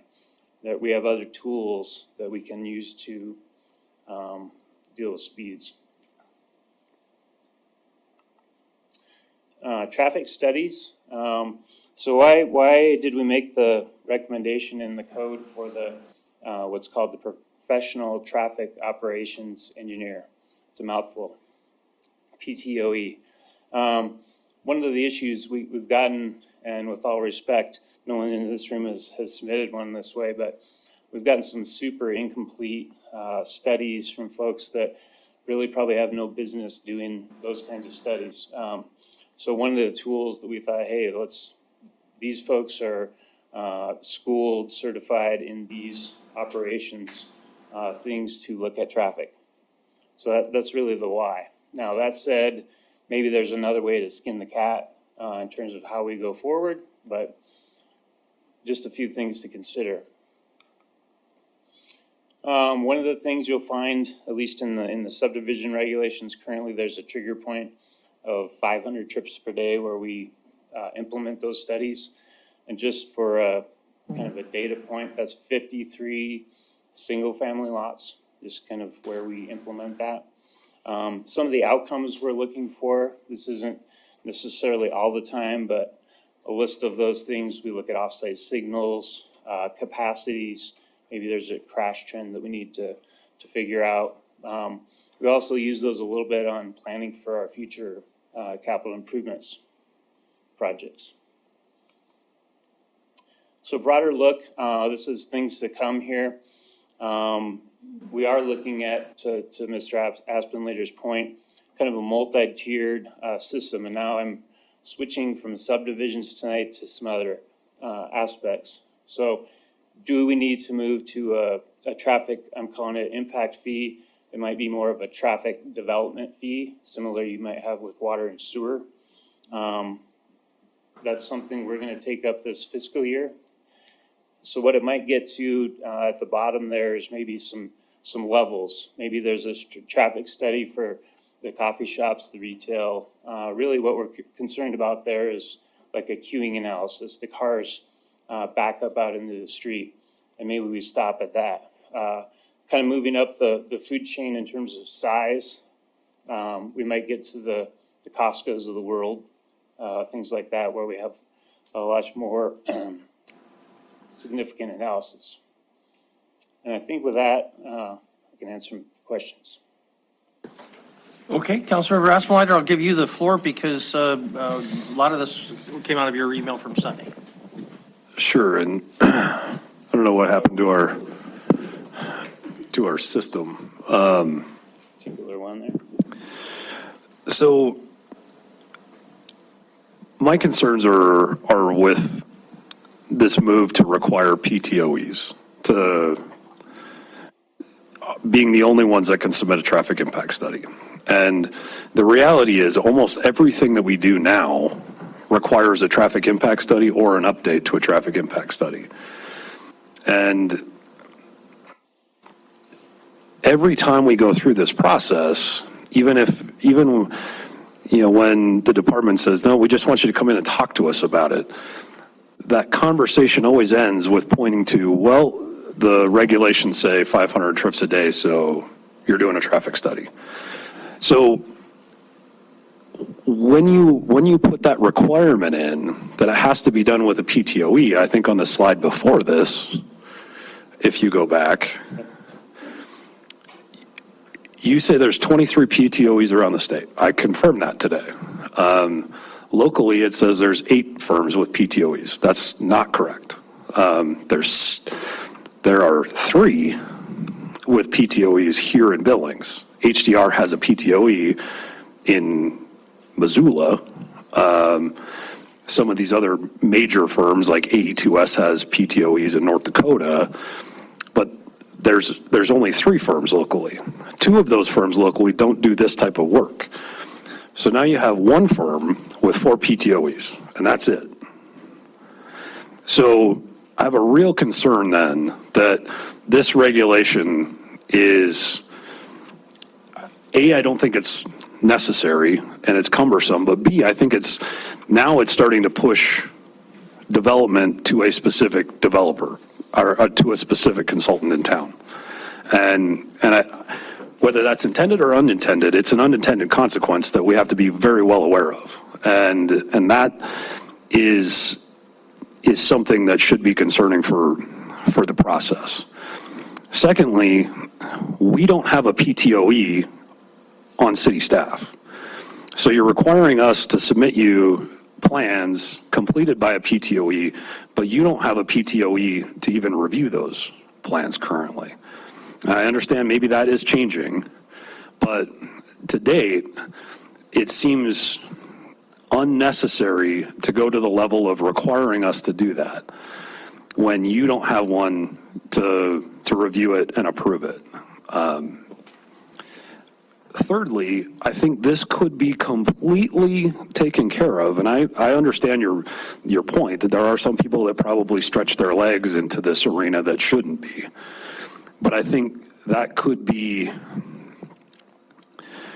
negated to some extent if there were a set of expectations or regulation, or, a checklist that says if you're going to submit a traffic impact study to the city of Billings, it needs to check all of these boxes. Bing, bing, bing, bing, bing. And you must consider all of these things.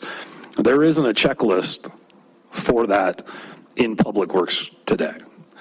Most people that try to do this that are not PTOEs can do it. We've done it before. We don't do it anymore. But it could be taken care of if you created a checklist to give professional licensed engineers, licensed professional engineers with the state of Montana, some direction as to what your expectations are. I think this, as we talk about wanting to reduce the cost of housing and the cost of doing business in our city, this is one of those things, much like the requirement that we put in place that requires us to have a landscape architect do anything over an acre. This is one of those things that unnecessarily adds cost. And it's not cost that adds value, it's just added soft cost to the process. So those are my biggest concerns. In the document, in section 23.405 in blocks, there's another statement in there where you talk about when designing new roads and streets, curvilinear, serpentine, spirograph streets are discouraged and should be used only when a PTOA recommends the design as traffic calming measures is warranted. That seems to go completely against what you put up on that slide, the next slide, or the slide previous, where you talked about your speed study where straight grid line streets create speedy thoroughfares and whatnot. So again, though, my concern is that now you're saying that we can't come to you with a subdivision design unless we have a PTOE recommend that we're using curvilinear streets or things like that. And that, again, just seems like an arbitrary and unnecessary regulation that's only going to add cost to the system. And it's going to add burden to small businesses that do consulting in this arena that don't have a PTOE. Now, all of a sudden, we got to go subcontract a PTOE to review a layout for a subdivision that never had to be done before.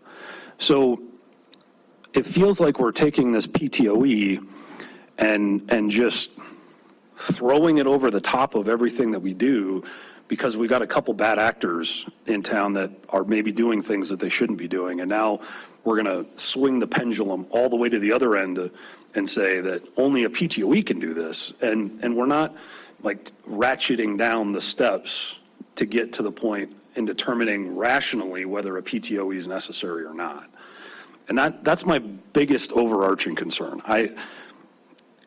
I don't think that we are at a point in which we need to be doing things with a PTOE across the board. I mean, if I were doing the Costco development as a professional, I would be able to step back and say, yeah, there isn't a chance that I'm going to try to do a traffic study on Zoo Drive. Not a chance. And the state of Montana wouldn't accept it either. And I think that's where we have to have some level of professional discretion to determine what's appropriate and what's not. And I think you probably have to have that professional discretion as well. But we're taking that discretion completely away and now putting all of that in the hands of a PTOE. So, I mean, how did we get there other than, you know, we've got some bad actors that maybe are doing things that they shouldn't be doing? I mean, are there other reasons? Acton, you further comment? Absolutely.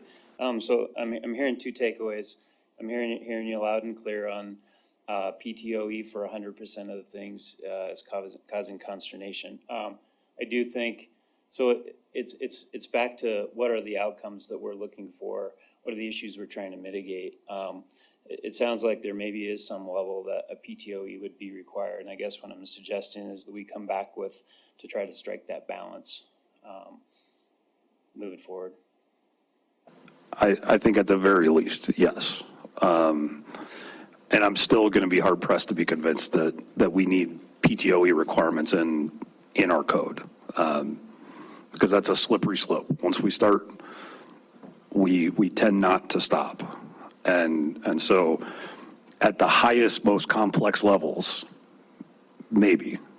But how you strike that balance, where you draw that line is going to be challenging. I'm more interested, and it was my full intent to come with a council initiative to completely revamp the way that we do traffic impact studies and impact fees altogether. And I'm more interested in your concept and your mention of moving to a system development fee, collected at the time of development and done just like water, sewer, and what we're going to look at as fire and police. The current system, as it's constituted, ties this stuff to future intersection improvements. And those improvements, I think it's important to clarify, are for capacity improvements. So it's not to put pedestrian facilities in, it's for increased traffic capacity. And that is legal terminology. That's not to be interpreted like we can go put a flashing beacon in for a crosswalk. That's not adding capacity to an intersection. So currently, I think Debbie gave me the numbers. I requested them a while back. We've got close to $2 million sitting in accounts that have been collected over the last 15 years tied to specific intersections. The Zimmerman Home Place subdivision on Grand and Zimmerman, when Town Pump built the first component of that in 2017, almost 10 years ago, paid intersection contributions to Colton and Zimmerman. There will never be a stoplight at Colton and Zimmerman. But there was $10,000 put at that intersection that'll sit there forever, and it's sat there since 2007. To Tom's point, losing money every year. We've got some intersections that have money that have been sitting there for 10 years, I believe, from the spreadsheet that I looked at.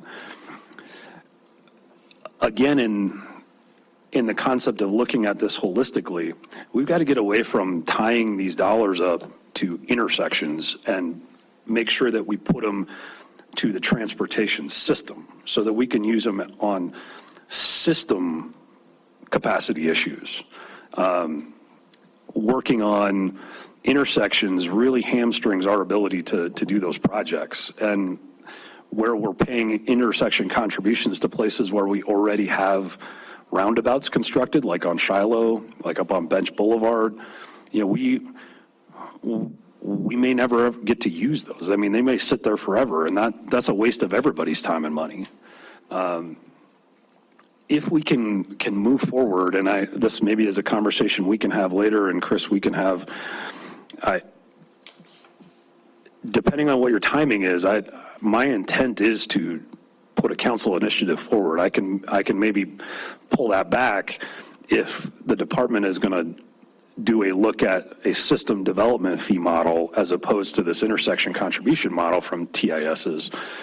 But, you know, it would be great to see something change, because it has got to change. We're losing the ability to collect true impacts on our traffic and transportation system through these developments. And it's just not, we have an antiquated model, and we're not fixing the antiquated model. We're just changing the dials and adding a little beeper horn onto that old bike instead of replacing it. And that's the place that we really need to go, in my opinion. Okay, thanks very much. I'm going to just comment on two items, and then Councilmember Boyette had stand up, is that right?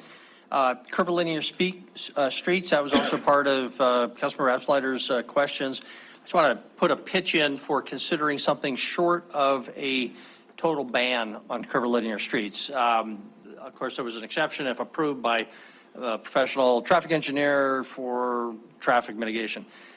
That raises all the issues that Councilmember Aspinall raised, but generally I like them. As long as the degree of the radius is broad enough not to create safety hazards. They're essentially like a grid. You got a picture up from Ironwood that shows that. You know where you're going, and they do shorten your sight distance, which makes you think that it's not a racetrack. There's some benefits, but it's also very dangerous if there's too much of a curve, like Falcon Ridge and others. If you come around a corner, the natural tendency is to take the shortest line between 2 points, and that means cutting the corner. And if that means you're going to come closer to the curb on a right-hand turn. And I've come around those corners when, whoa, all of a sudden there was a pedestrian, there was a car parked on the inside of the curb, blocked by something, and there's danger issues there. So anyway, that'd be my pitch for something short of a complete ban there. And then lastly, just to comment on Councilmember Aspinaller's question about money that gets set aside for individual improvements. That raises the question of how you can change SIAs. Because those are typically requirements in subdivision improvements agreements. And in theory, the developer and the city, when they saw that something else was needed, they would just go and they'd change the agreement. It says, oh, that doesn't make sense anymore. Let's change it. That's in theory. The reality is, though, that once those lots are sold, our amendment provisions in our subdivision improvements agreements do not address that situation. They just say any amendment will be done like the original agreement.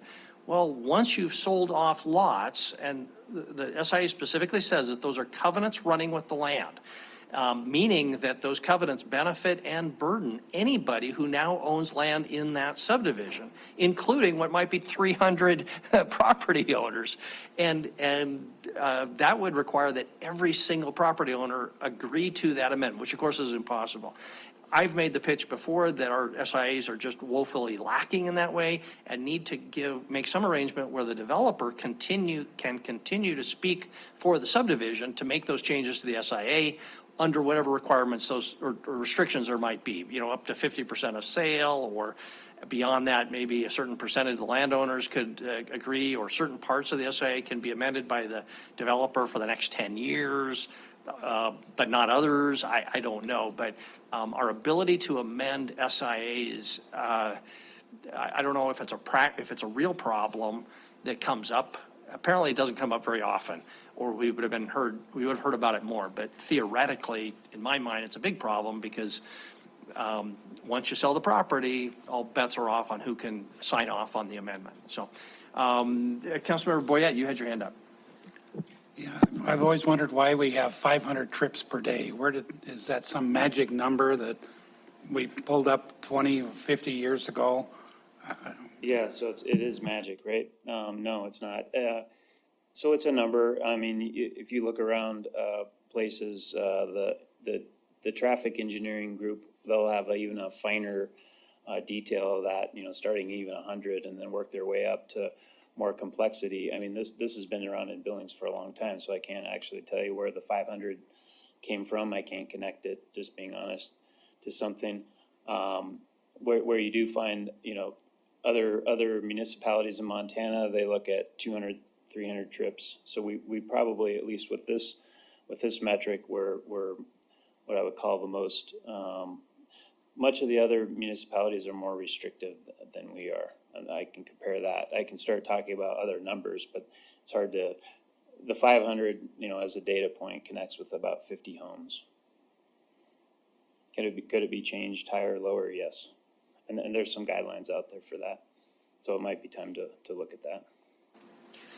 Councilmember Gulick, or I'm sorry, Councilmember Boyd, do you have any follow-up before we go to Councilmember? Well, I mean, you have 500 trips per day, 53 single lots. Well, we don't have a lot of subdivisions that have 53 lots anymore. It's always multiple. That's correct. It's like, the issue I'm having is at Grand and Zimmerman, there's a giant subdivision going behind there that we knew that was going to generate zillions of people every day.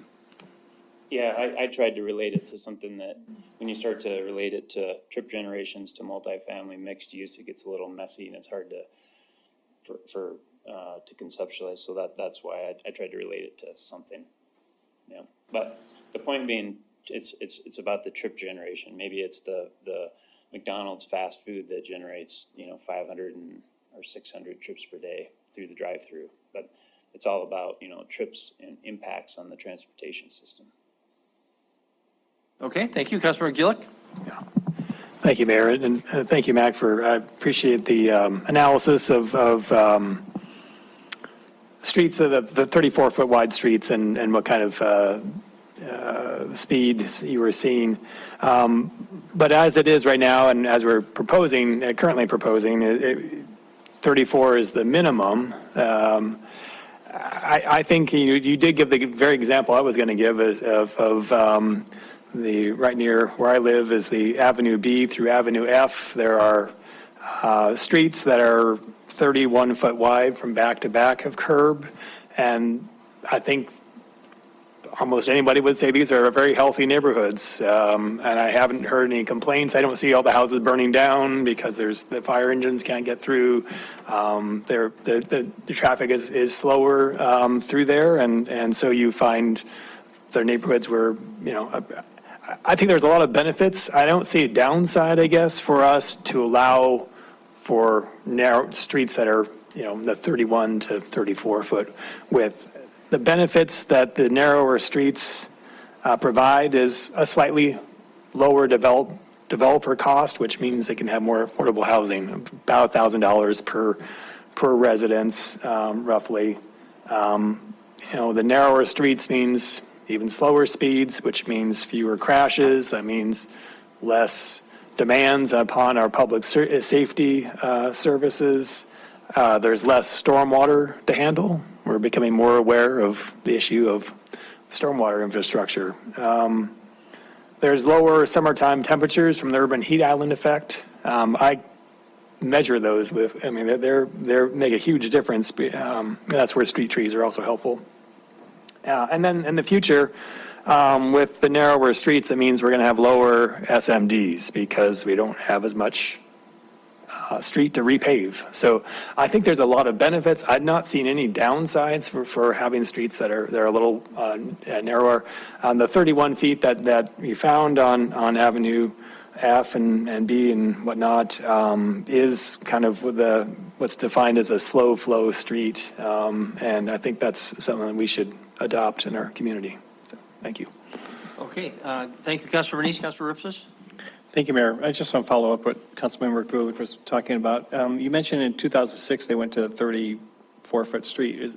Was it minimum before? Was it 31? What was it before? No, before that it was 37. If you go around and okay, so they actually made it smaller. Timeline of when it went from the streets that Councilmember Gulick refers to 37, but you'll find predominantly around the city, if you take your tape out, you'll find many 37-foot streets. Okay. I guess I don't, I mean, I've been through some neighborhoods that do have very narrow streets. I think they're safe. I don't see any reason why, if the developer would want to put in a narrower street and still traffic can still get two ways through there, I don't see any reason why we're limiting the developer on something like that. I don't think we want to let them do like one-way streets so narrow that they can't do that, but I think there has to be some consideration to allow them to kind of know what they want to do with their development to maximize, the amount of housing they want to put in and stuff like that. So I'm not opposed to having a narrow street as a minimum. It doesn't mean they have to do that. They could do a 34 if they want. Councilor Ripsis? Oh, I'm sorry, Councilor Gillick, if we can, on this topic? I apologize, I didn't actually pose a question to Max, so did you want to care to respond to my comments on Well, that? I mean, the other piece of that conversation would be emergency services. And Fire Marshal Fender. Hi, good evening, Mayor, Councils. So, just looking at the requirements for the street, the 34 width comes in, so IFC requirement is 20 feet wide, and then we just account 7 feet for vehicles parked on both sides. So talking with captains, the engineers, you start narrowing these streets and it kind of poses a bunch of different issues on emergency. And this is strictly from the standpoint of emergency services. I understand all the stuff that you were saying, and there's some valued points, but some of the issues that the fire department runs into is if you have larger vehicles that are parked on the side of the road, that becomes an issue not all the time, or vehicles that are parked don't always pull all the way up to the curb, so they're sticking out into the street a little bit. That raises some concerns. We actually went up there last week and went to the very east side of Avenue F and kind of showed what it looks like as soon as you start narrowing those streets down, and we take our ladder truck and put it in there. Takes up a pretty good portion of that street. Captains and engineers have both said it can be a concern. Passers or vehicles pass in the other direction to get around becomes an issue. I've actually heard come winter when it gets cold and icy, the apparatus starts to pull to a halt and it slides a little bit. And so trying to stay off to the side of the road is a concern. So they tend to try and stay in more of the middle of the road, which there's been situations where it's almost completely shut down the road. And most of the time, I mean, the majority of the calls that the fire department run to isn't on a structure fire, it's on a medical call where we're gonna be parked in the street. So it's not like we have, that's aside from if we actually have a structure fire. Now we have multiple apparatuses, ladders, ladder truck, ambulances, PD, all congested in this same area. The majority of the calls that we're running on are medical, where we're just gonna park in the street. And a lot of times that just basically shuts the whole street down. Because, especially if it's icy, because they're worried about, liability wise, having a fire apparatus slide into a parked vehicle. So, when I'm reviewing some of the subdivisions and stuff that's going on, I'm always pushing for the 34, so vehicles have the ability to park on both sides, and then it's not a concern, it's not even an issue for it. If we've looked at installing no parking signs on that, but the problem is, it's an enforcement issue, is who's going to enforce people not parking there? Now it becomes a burden on PD to go and enforce people not parking in this area. And we're just afraid that as soon as we go down that road, when we actually need to get into that, we have somebody parking there that, it hasn't been enforced. And so it's just, I just don't want to pass the burden on to another department. It's just so much easier if we just develop them 34, and now people can park where they need to park. We still have the ability to get around. And we actually took an aerial footage of the same thing from a drone where it's a little more apparent, but that's on the east side of Avenue F, and that's our ladder truck with the fire apparatus on the other side. So captains and engineers have said on numerous occasions where vehicles actually have to pull over and get out of the way of the fire apparatus driving down there, just because of the width of the road. And I believe this was 30 feet. Avenue F was 30 feet, isn't that what we were saying? Yeah, so 31 and Commissioner Gould's. 31, yeah. And so you can tell even just, it's a drastic change from 34 feet to 30 feet, so anytime I'm looking at reviews, 34 feet is what I'm pushing, just for that reason right there. And I know that the engineers and the captains they appreciate that as well. Okay, Councilmember Shaw and Councilmember Gulick? So I have a question, looking at this picture. So is the problem two fire trucks passing each other? Okay, because that doesn't happen very often. No, but in emergency situations, and they're not even just talking two apparatuses, we're just showing that in the picture. They're running into issues where they're concerned even with passenger vehicles being able to get around too. And then in an emergency situation, if we're running on a medical, which is the majority of our calls, that's where we're gonna park. Yeah, I guess I'm just trying to understand because I guess I live on a street like this where two cars somebody pulls over a little bit to get past because it's narrow, and that is just a feature of the neighborhood. It's not a big deal. It's what we all expect. We chose to live there. So I'm trying to understand the scale of the problem and I guess I'm also not that concerned about you blocking a street for an emergency event because it's a narrow street. So it's really the issue of those emergencies. I hear what you're saying. I totally understand. I feel like, though, we're talking about designing for a very special cause instead of the everyday experience that people have. I guess that's just a comment, sorry. Yep, Yeah. no, I completely understand. Like I said, I'm specifically just looking at it from a firefighter standpoint, emergency services standpoint. And so obviously, the wider the roads, the more room that we have to perform emergency operations. If we actually have a structure fire there, now we're pulling hose off, we have doors open, we have multiple apparatuses on scene. So like I said, I'm looking at it specifically from an emergency standpoint. Sure, okay, thanks. Okay, thank you. Councilmember Gulick? I guess just a follow-up would be, I'm interested not just in the theory, but in the actual practice. We do have neighborhoods that are like this, and do they have higher incidences of houses burning down, or it seems to me that they function very well, these neighborhoods, and so we don't have a lot of streets like this in Billings, but we do have some. But if you look at a lot of research in other communities as well that have these tend to be more historic neighborhoods, like you just do not find that there's real problems. There's problems in theory, but there aren't problems in actuality. Part of the reason we want to have street networks that are, a grid or a network is so that people can pull around from two sides to get to a house where there is a fire or there is some sort of emergency. But again, the narrower streets are helping slow traffic, and crashes is a much bigger reason for department responses, much more so than structural fires. And so I think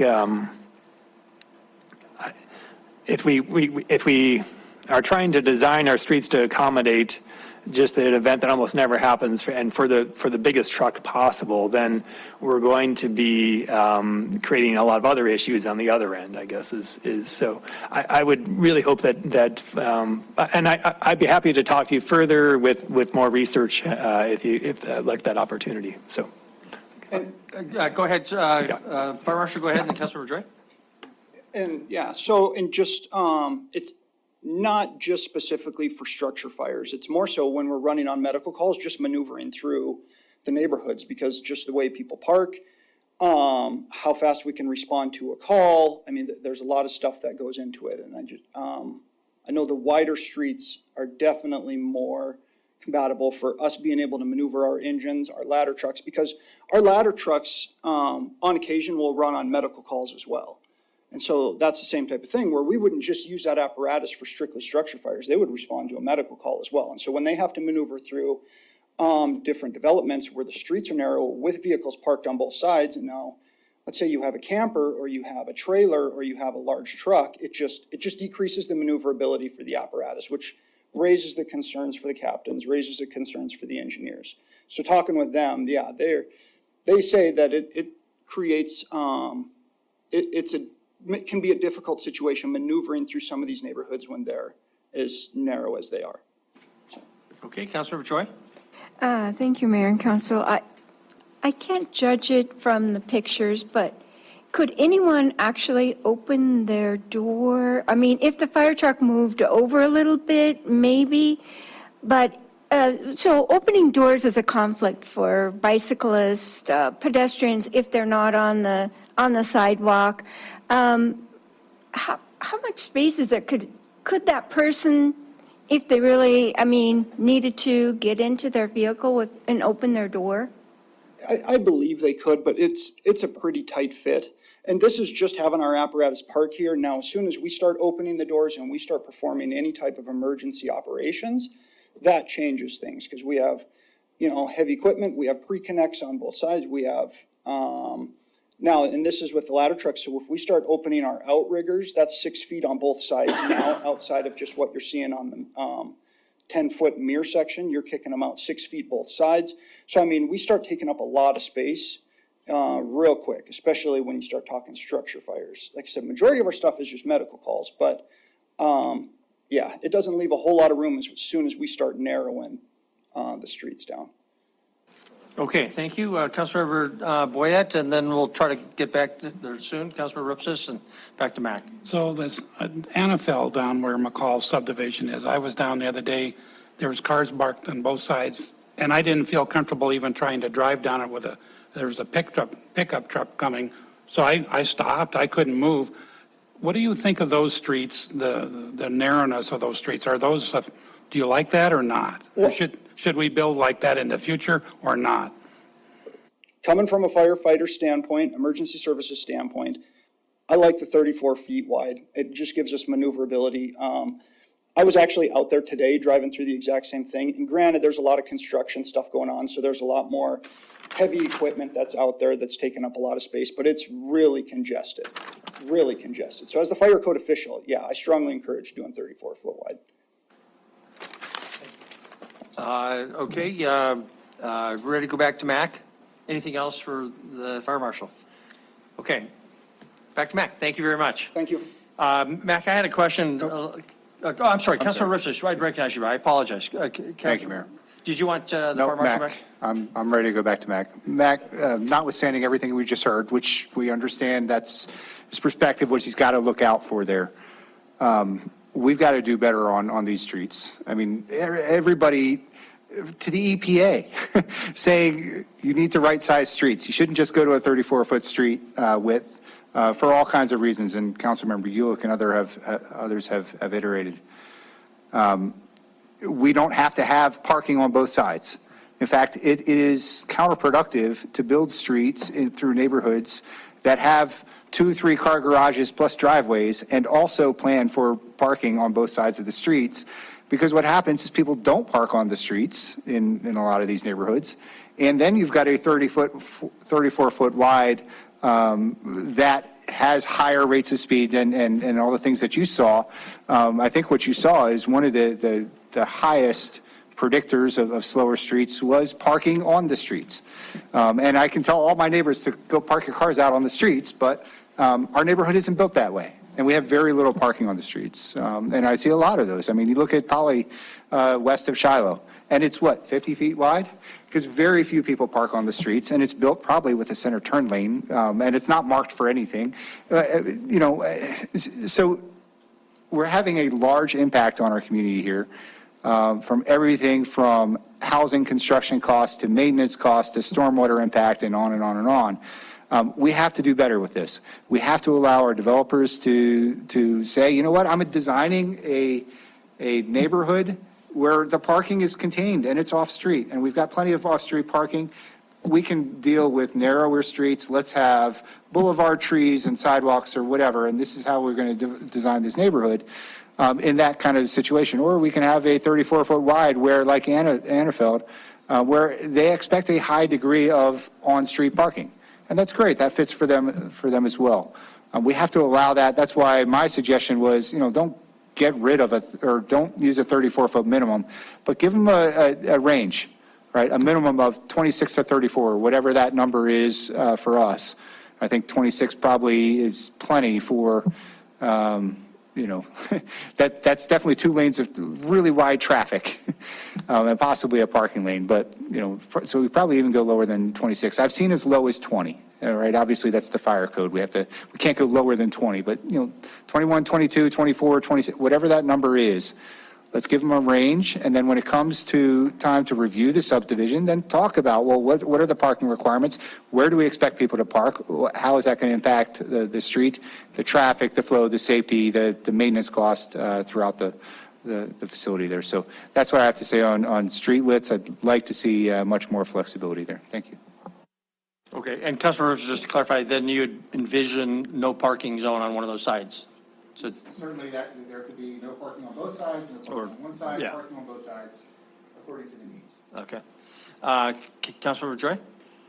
Thank you, Mayor and Council. I understand Councilmember Repsis's point, but I would also take into consideration garbage. Where do you put your garbage can, and where does it sit? Maybe on these particular streets, all the collection is in the alleyway, but if you have garbage cans that sit out where there aren't any alleyways, they take up the parking space. And that might be all right. Maybe that's not a big concern, but very often people can't park very easily because if everyone puts their garbage out with 2 barrels and some people have 3, you're taking up a lot of parking. So just a consideration. Thank you. Okay, thank you. Matt, can I ask you a question about cost of lighting?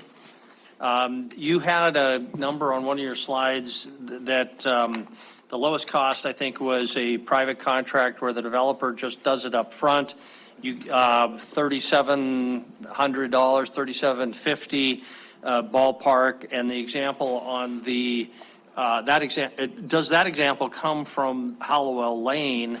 I'm looking at the May 7th, 2024 breakdown of costs that we got at our previous meeting, because that's the exact number there is $3,750.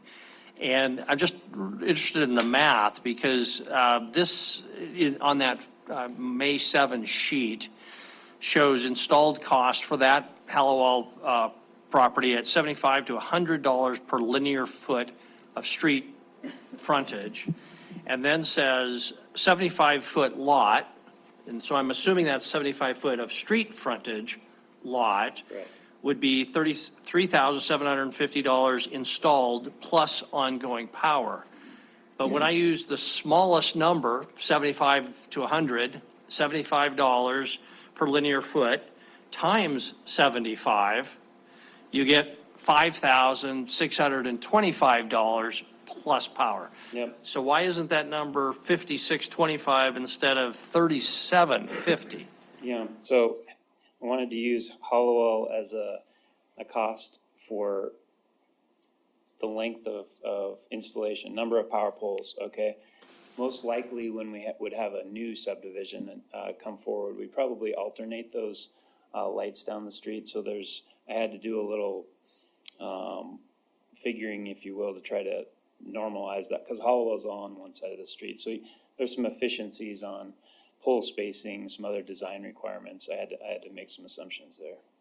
Okay, so basically you'd almost half the cost because you got half the number of lights. Right. Okay, appreciate that clarification. Councilmember Shaw? Thanks. I have also a lighting question. How easy is it to pull, I know we have, 170 different lighting districts or some crazy amount. How easy is it to pull the numbers of what people are paying every year in those lighting districts? Is that hard for you guys, or is that pretty fast? That data. Okay.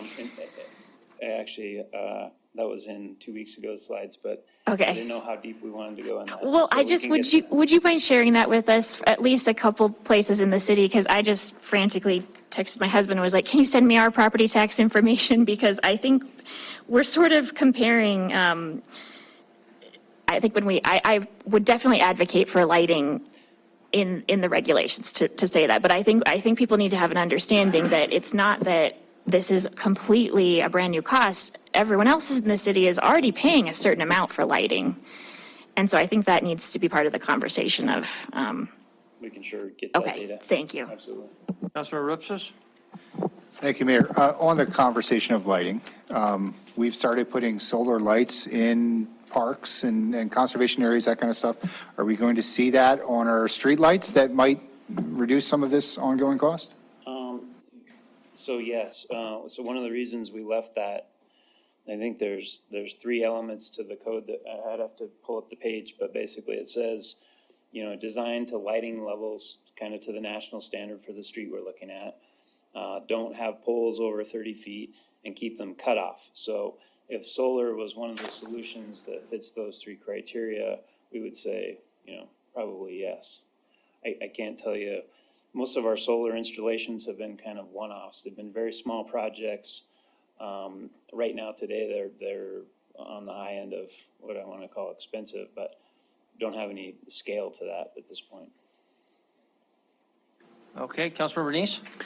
Mayor, I would like to talk about lighting as well. So I guess I have a different outlook on how that lighting should be, and I agree with Councilmember Ripsis. I think the technology is going to be out there that lighting can be placed in the future a lot easier than having to dig trenches and things like that. But I think if we're going to force these subdivisions, and these are the newer subdivisions, they're usually going to be farther outside.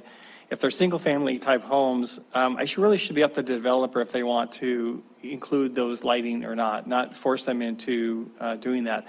Maybe some higher density areas, that may be something that we may consider is having something as a requirement on the regulations to include some kind of street lighting. But on the residential streets, I've lived this is my perspective, I've lived in residential areas most of my life without street lights and enjoy it. And if we want lights, we put lights on our house, or we have a light, we put a light pole out front. And so we light what we need to light, and it's according to subtab principles as far as around our housing and stuff like that. And so my opinion is I don't think we should force the developers in the subdivision regs to put that in. Now, when it comes to the collector streets, I maybe could agree that if you start having that in the collectors, maybe that should be in there, because now you're talking a lot more traffic, a lot more people maybe on these streets. In the wintertime, it gets dark. Kids are walking home from school during in the collector times on the collector streets. And then same thing, arterials. And so I don't mind having some regulations on some lighting requirement, but it would have to be kind of phased in depending on the need over some of the traffic impacts that would impact pedestrians and that. And then, or zoning, depending on the density of that. So I really would not like to see us start to make all the residential streets require street lighting for a lot of different reasons. If the developer wants it, or the homeowners themselves want it, sure, come to the city, request a lighting district, and maybe by that time, they'll have a little less expensive ways to do it through solar lighting and stuff like that. Thank you. Thank you. This may be a question for David or Anna, but I'm just wondering, where does it actually say thou shalt have streetlights on new residential subdivision? I know in Page 57. 23, 406 sub B 14, there are the street lighting standards. But if you have lights, but where does it say? So it's page 57, and it says, it's right under number 14, and it says residential street light fixture configuration installed after the effective date, and it just kind of requires it right there. So that would mean like any new subdivision, you would need to install those residential street lights. And I apologize. So we're in section. Page 57 of the Yeah, and the page, I PDF. don't have page numbers on mine, so. Oh, if you just are looking at the PDF, it would be that page, and then let me, 406B 14, I believe is what it is. Yeah, where you have the standards, gotcha. Mm-hmm. And so we're in 14? 14A. Residential light fixture Yeah, new street configuration. lighting. It says new street lighting, and then it lists out the way that you want the new street lighting. Street light fixtures installed after the effective date of these regulations shall be equipped with full cutoff optics and positioned to minimize any glare source and not create light spillover. Is that that's what my 14A says? Yep. But that doesn't say thou shalt have lights. It says if you've got lights, then you've got to have cutoff, et cetera, et cetera. It just says the new street lighting. So street light fixtures installed after this effective date, blah, blah, blah. I'm pretty We, sure. we can, Oh, we okay, can so if you clarify ch- that. Yeah. I mean, if that's something we can Doesn't mean you have adjust. to, it just means if you do, well, then you've got to comply with these requirements. So, I mean, this is a pretty fundamental issue. So I'm hearing it's the intent that we require it. So to your point, Mayor, if it's not clear enough that it's required, then we can adjust that sentence. Well, and Because- that is the fundamental Yeah, question, Mayor, so. that's the point is the staff interpret that reading as it is, thou shalt put in streetlights. When you read it, it doesn't really look that way, but we need to clarify that to say, no, that's an option, but if they are put in, that's the way they would be. If that's, whatever the intent is, but that's the fundamental question here, right? So, okay, Chris? So the piece I would add is this. So, and we've not adopted crime prevention through environmental design standards, but it has been made clear by this body that you expect us to train to CEPTED and to consider crime prevention through environmental design. So there's 5 primary principles. I'm not going to read them all, but one of those 5 is natural surveillance. I could get Dan up here and he could let you know on all 5 of them, but I'm going to focus on natural surveillance. It's just a few sentences if I could read it. Natural surveillance guidelines, the placement of physical features such as windows, lighting, and landscaping. These features affect how much you can be seen by occupants and passerby. Potential criminals are unlikely to attempt a crime if they are at risk of being observed. Similarly, we are likely to feel safer when we can be seen, when we can see and be seen. So, I mean, it's just one of the basic premises of CEPTED is the natural surveillance and a certain level, not bright, but a certain level of lighting in our park spaces, in our public spaces, and in our private or neighborhood streets is one of those primary areas that I would ask you to think about that, learn more about it relative to the expense we have in our public safety division, particularly law enforcement. So it's just one of those key principles that I think is a foundational component to us saying, yes, we think you should be required to have a certain level of lighting in neighborhoods. Thank you. Okay, very good. And council, I'll just state the obvious, which is we went past our 7:30 break time. I'm assuming that's okay, but feel free to get up and leave if you want to take a bathroom break. Councilmember Joy? Thank you, Mayor and Council. Since City Administrator Chris Kukulski just talked about this, I put on everyone's desk how something as small as streetlights can reduce crime.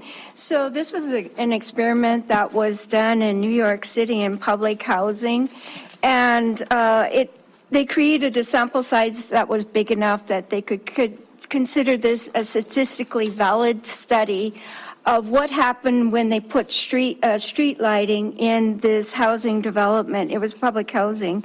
And then they had a baseline data for how safe people felt, and then they did their experiment and went back and tested it again. So at the baseline, 21% of the public housing residents felt safe walking around their neighborhood at night, compared to 50% who felt safe during the daytime. And they go through, and that is where they really can show that street lighting not only reduced the amount of crime that was being done in this area, but changed perception. So what we're being asked to do is make a cost-benefit analysis. The cost of costly interventions, you're talking about social programs, you're talking about additional public safety costs, or you're talking about the cost of lighting. The problem with, or the kind of challenge of using something like lighting to change behavior is it does change criminal behavior, but the payoff comes later. And so I did highlight, because I'm a politician, and I know politicians are loved universally, I did highlight the answer is, why wouldn't we do these really low-cost interventions more often? And the answer is partly politics. And it says, and I highlighted this because I'm a politician, this is a fancy way of saying that elected officials tend to favor projects that offer a political payback. So, you know, it is a reality that each of us sit here and at some point get turned out and at some point have to have re-elections if we want that. But this is a low-cost way of us to affect criminal behavior and change perceptions. So I gave that to you. You can look it up, get on the website. There are a lot of links. Thank you. Very good, thank you. I think I'd direct this to Councilor Neese, Councilor Boyette. Thank you, Mayor. I agree with some of this lighting requirements, and to Councilmember Joy's point, this was done in some public housing. I agree those higher development areas do need to have these streetlights, and so when we're looking at those higher density, I think the subdivision requirements should include street lighting requirements. But when we start looking at, as a city, we want to accept subted principles, and I think those are really good for our parks and our buildings and things like that. But when we start getting into our neighborhoods where we're dealing with people's houses and it's their private residence, I think that we're starting to cross the line too much and make sure that we allow them as the developer, allows them as the people. If they want to put lights up, let them put their own lights up in their house or together and then put there. So I think we need to be careful how far we carry these subted principles. As much as I'm in support of them, Dan, you know why I support the subted. I think we need to be really careful when we start putting it into and moving it away from the public sector and enforcing it on the residents, then that's where we need to kind of draw the line. And so I think we want to be careful in these regulations that we don't force it on them. Let the developers decide. If developers want to enforce it on their development and take advantage of those lights, great. That would be up to the developer to sell those. But let us make sure that we're not forcing that type of policy on the people. But thank you. Thank you, Councilor Boyette. And that's exactly what I was going to say. At Grand and Zimmerman Trail, we're going to have thousands of people that live in this tiny little area. Yeah, we need lights in there, but if you're going to live out at Copper Ridge, you're not going to have the same issues. I can't imagine the police are going to be out at Copper Ridge as much as they are at Zimmerman and Grand with all the people living there. So I think that area needs lighting. Let's let the people farther out, that's single families, or let them choose. I don't think we should force that on someone. And Yellowstone Country Club, are you going to force those people to have lights? They don't need them. They don't have the same problems. Okay, very good. Councilmember Shaw, and we'll Yes, so obviously, aim toward wrapping up. Yes, we have a fundamental disagreement about this, I think, which will probably come to a vote at some point. The pitch that I would make for regulating this is that you could make the same argument about sidewalks, which we now require. You can make the same argument about all these things that we've eventually said, this isn't just for the benefit of a single neighborhood. So when we look at Copper Ridge, for example, I understand the point you're making, but what about the people that visit Copper Ridge? Or what about the kids that live there that don't have a say in these regulations? So I look at this as it's a basic public good to create a baseline of safety in our neighborhoods. It includes sidewalks. I think we're not debating that anymore, thank goodness. To me, that also includes lighting. So that's why I put it under the same umbrella, is that it isn't just for the people that live there. It's also for the people that visit those neighborhoods. It's for the people that might buy a house there in the future. I think there's just a bigger story here, and we've slowly the public has required more things like this as time has gone on, as we've seen the benefits. So lighting is just the next frontier. Okay, very good. We're coming up to our 3-hour point, and so I know Councilmember Neese had another topic he wanted to address, but should we move on, or Councilmember Joy, do you have something?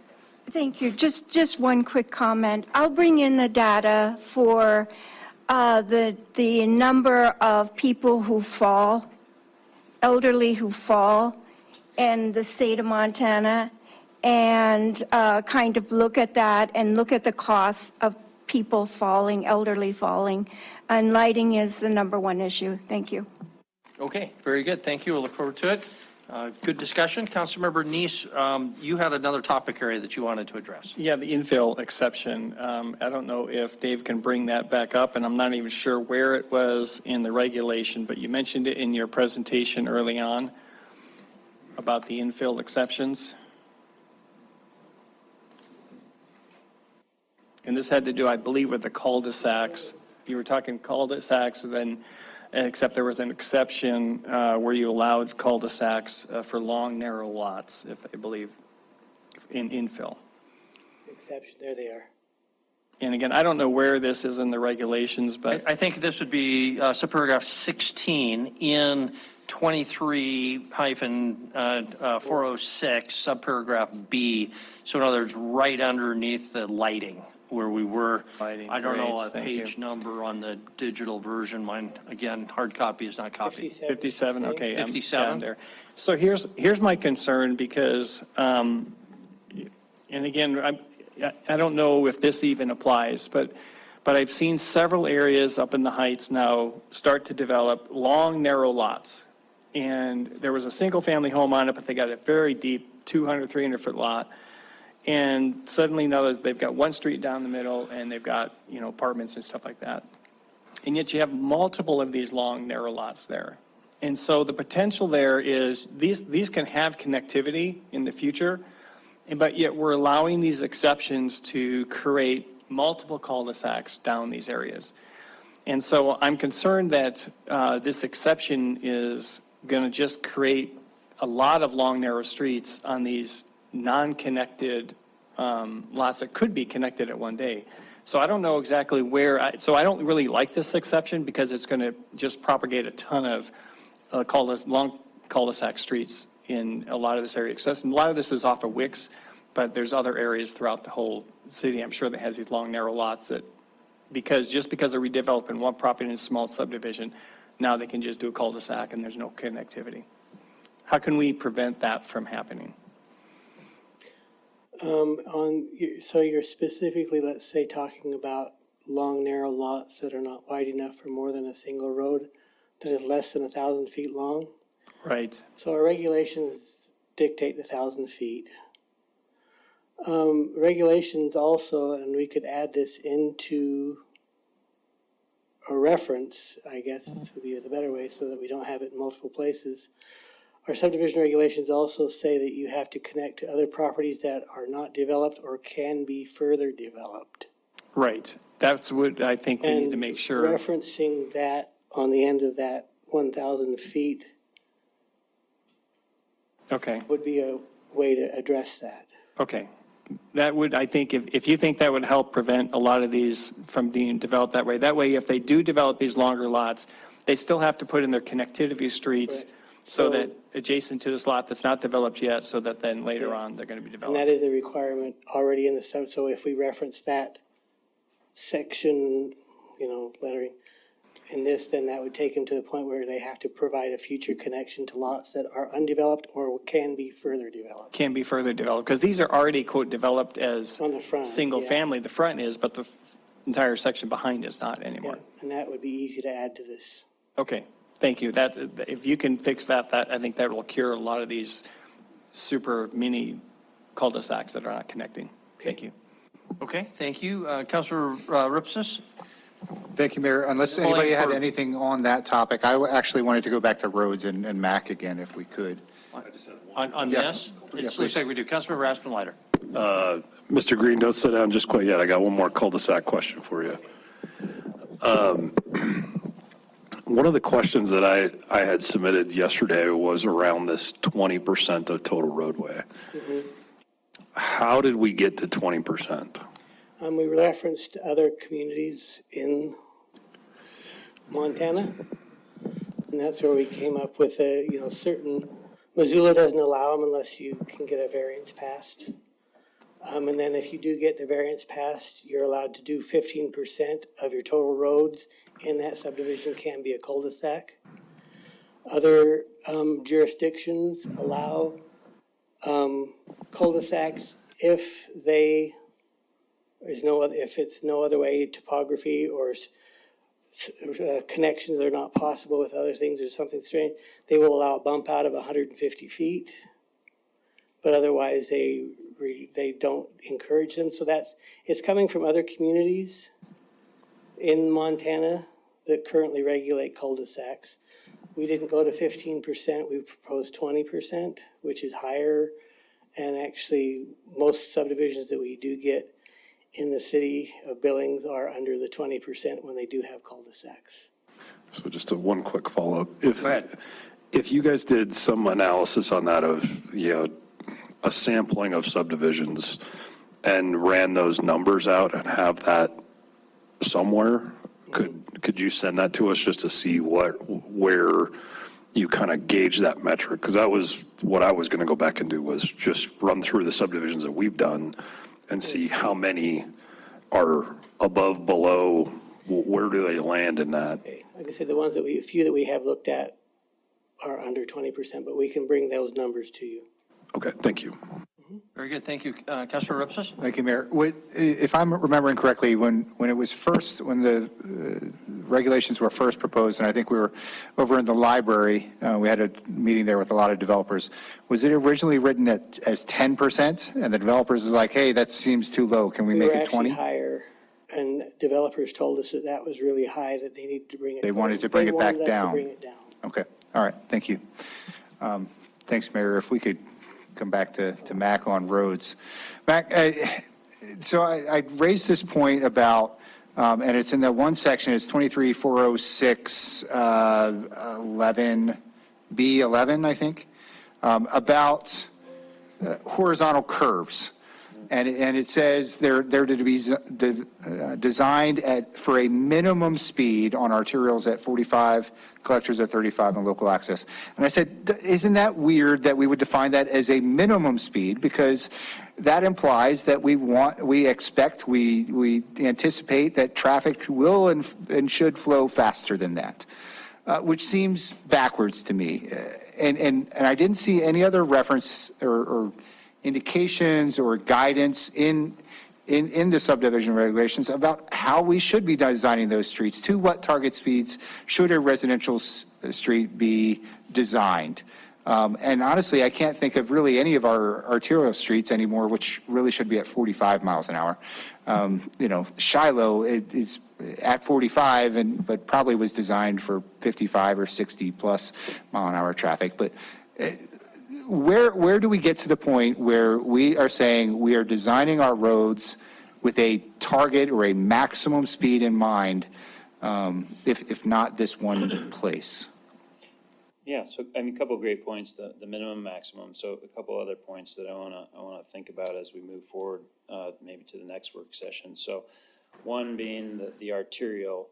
The subdivision regulations, most of the developers are not building arterial streets, so I might suggest in our next version here, we take the arterial out. The reference to Shiloh Road's designed for 45 miles an hour. No, that's the design speed, okay? Now, there's some conservatism in certain things there, that's a whole other topic, but I want to maybe take the arterials and move them out of the sub-regs, first of all. Now so the other piece that's going to inform some of this is as we go through our transportation master plan, what do we want our local streets to look like? How fast do we want them to be driven? The collectors, the same thing. So what I am hearing, at least at this point, is, back to the local access streets, maybe putting the word maximum in there for a speed, which would be reasonable. I'm trying to find the balance there. Hey, Mac, while we're talking about maximum speeds on arterial streets, increasingly people drive based on their navigation system on their car.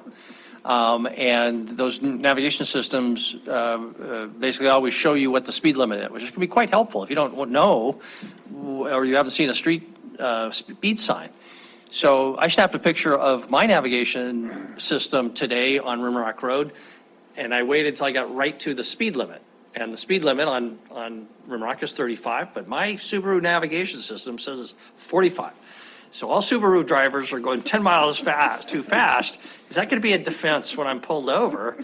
And I'm wondering how they're getting that information, because it's just wrong in one way or another. Do we have any control over that, or how does that, you don't know, I assume. You don't know. I still want speed bumps everywhere. Well, that's going to be my defense when I'm pulled over, unless somebody sees this the video of this show, and I know I'm in trouble. Because Councilmember Neese. Thank you, Mayor. Mac, this isn't for you. I think this is for David. And I'm under the speeds on page 56, section 12, curbs and gutters. I've talked about this during the storm water sewer before. You know, it says here that they shall in place, you know, all collector commercial streets, but it has to be standard in integral curbs and gutters. I think we need to we need to stop building curbs to collect water so we can move it down the street to have to collect it and then start processing it. It's an expense that the city needs to stop building on. And so I don't think this should be, say, you just build standard curbs and gutters. It needs to be more innovative as far as the way they can move that water, whether it's just rolling over a curb into their front yard to allow it to be absorbed. And so it doesn't have to be transmitted downstream, and then we have to collect and process it. So I think these subdivision regs need to loosen up on these curbs and gutters in the sense, yes, they do need to have some type of, you know, edging of the roads so the roads don't decay. There needs to be some separation between the roads and the sidewalks. So I'm on board with the boulevard sidewalks. But once you start putting in curbs and gutters, you know, you can do lots of other things, especially if the land is level to where you can retain that water and never have to move it out of that subdivision, have to collect it. And so I think we need to look at that section to come up with a different way to make sure they know that they can be a little more innovative on their water processing. That definitely is not that's a road issue. It is a MAC issue? Okay. I don't like the word issue, challenge. I like the word challenge. Yeah, challenge, right. I don't like the word problem, I don't like the word issue, challenge. So, no, I think that's a good point. So unfortunately, there's not a one-size-fits-all. Right. I think, so as it's written, we could still, if a particular developer came in, sometimes it has to do with density. If we had a very high-density development, that solution's probably not going to work too good, just because we don't have physically the space to get rid of the water. Maybe some lower-density projects, that solution, the classic one is Ironwood subdivision. Generally, that functions pretty well, but we have large lots between, we have lots of space to deal with water, borrow ditches, et cetera. So at least as it's written, and respectfully, it would still, someone could still come in with a creative solution for a project, and we would review a variance, if you will, for that alternative solution. We review those alternative solutions currently as well. Yeah, and I understand that you probably do, but the regulation is standard. And so I would ask that you put in a standard or an alternative method in order to retain the water, you know, some other way, so that they don't have to look at just this standard curb and gutter type of a system. Thank you. Okay. Anything else, council? We still haven't allowed public comment, so we do want to be sure to do that if we've got any members of the public who are still with us at this point. Councilor, or Chris? And we'll go to that next. I really appreciate, and Debbie and I got to chat about this earlier, the value, the flexibility, and not locking into specific set of mandated standards. Also, though, I want to pay attention to the enforcement end of it. I happen to live in one of those neighborhoods with ribbon curves, and there are plenty of people who I think were not supposed to put their lawn right up to the equal level with the street, but they have. There's all kinds of issues on the enforcement side too, where sometimes we're creating, I think, maintenance problems for ourselves, and then we don't run into it until it floods. So just a conscientious component of where we're willing to be creative, we also have to be willing to recognize what the enforcement looks like, and knocking on people's doors at some point and saying, you did something, or your prior owner did something they thought was fine, but it's not for the community. So thanks. Yeah, very good. Yeah, a lot of the swales that were supposed to function as retention areas have been filled in, or some of them have been. Let's open for public comment. Anybody here from the public? I apologize that we made you sit here for 3 hours rather than doing this earlier, but I'm sure the quality of your comments has improved as a result. So Thanks, Mayor. Good evening. Dan Brooks with the Billings Chamber of Commerce at 815 South 27th Street. Quality improved, yes, because I'll be briefer. I don't have to do my entire SEPTED 101 intro presentation. We've already got that from the city administrator, so thank you, Chris. But I do want to talk a little bit about our efforts doing many crime prevention through environmental design, security evaluations throughout town. And generally, when we go out to a business to do this, it's because we've been called, they've got some safety issues. And more often than not, probably always, we see that there is some sort of lighting deficiency, either just completely inadequate lighting or none at all, that allows this nefarious behavior to go on these properties. So we've seen it in person as we go out and do these evaluations throughout town. Just on a personal note, I would push back a little bit on the notion that residences don't need lighting in the neighborhoods. Living out in Briarwood with no residential neighborhood lighting, even on the arterial street, and we have all kinds of animals that get smoked by vehicles on that road. Or probably about once a year, maybe if not twice, we have instances of a kind of spree of break-ins, burglaries of cars on the side of the street, or people getting into backyards and stealing things out of people's yards. So I would submit that some residential lighting out there would help to deter some of that crime, and I think we should be looking at that in other neighborhoods. I also want to point out that, safety is not just a priority for us at the Billings Chamber. Of course, it is for the city as well. And while I can't take credit for it, I wish I could, SEPTED was written into the 2016 growth plan. In fact, in the guidelines for strong neighborhoods, the growth policy states, quote, zoning and subdivision regulations that utilize crime prevention through environmental design, SEPTED strategies, result in safer neighborhoods. So even in the city's growth plan, you're already kind of setting up these new regulations to implement this very first incremental step of SEPTED with the lighting requirement. We understand to the point of needing to do both. Housing, we need more housing, and we understand that adding any kind of regulation adds a cost to that housing. But I think in this instance, we just have to do both. And I appreciate the numbers that the staff put together as far as some estimates for flexibility and how developers want to put that lighting in. And at the end of the day, that looks like a cost that will bear far greater fruit as far as crime prevention and safety in those neighborhoods in the long run. So we are supportive of that lighting requirement. Encourage you, obviously not this meeting, not 2 weeks from now, as there will be another work session, but eventually when you vote on these to support that lighting requirement. Thank you very much and have a very wonderful Independence Day holiday. Thanks, Dan.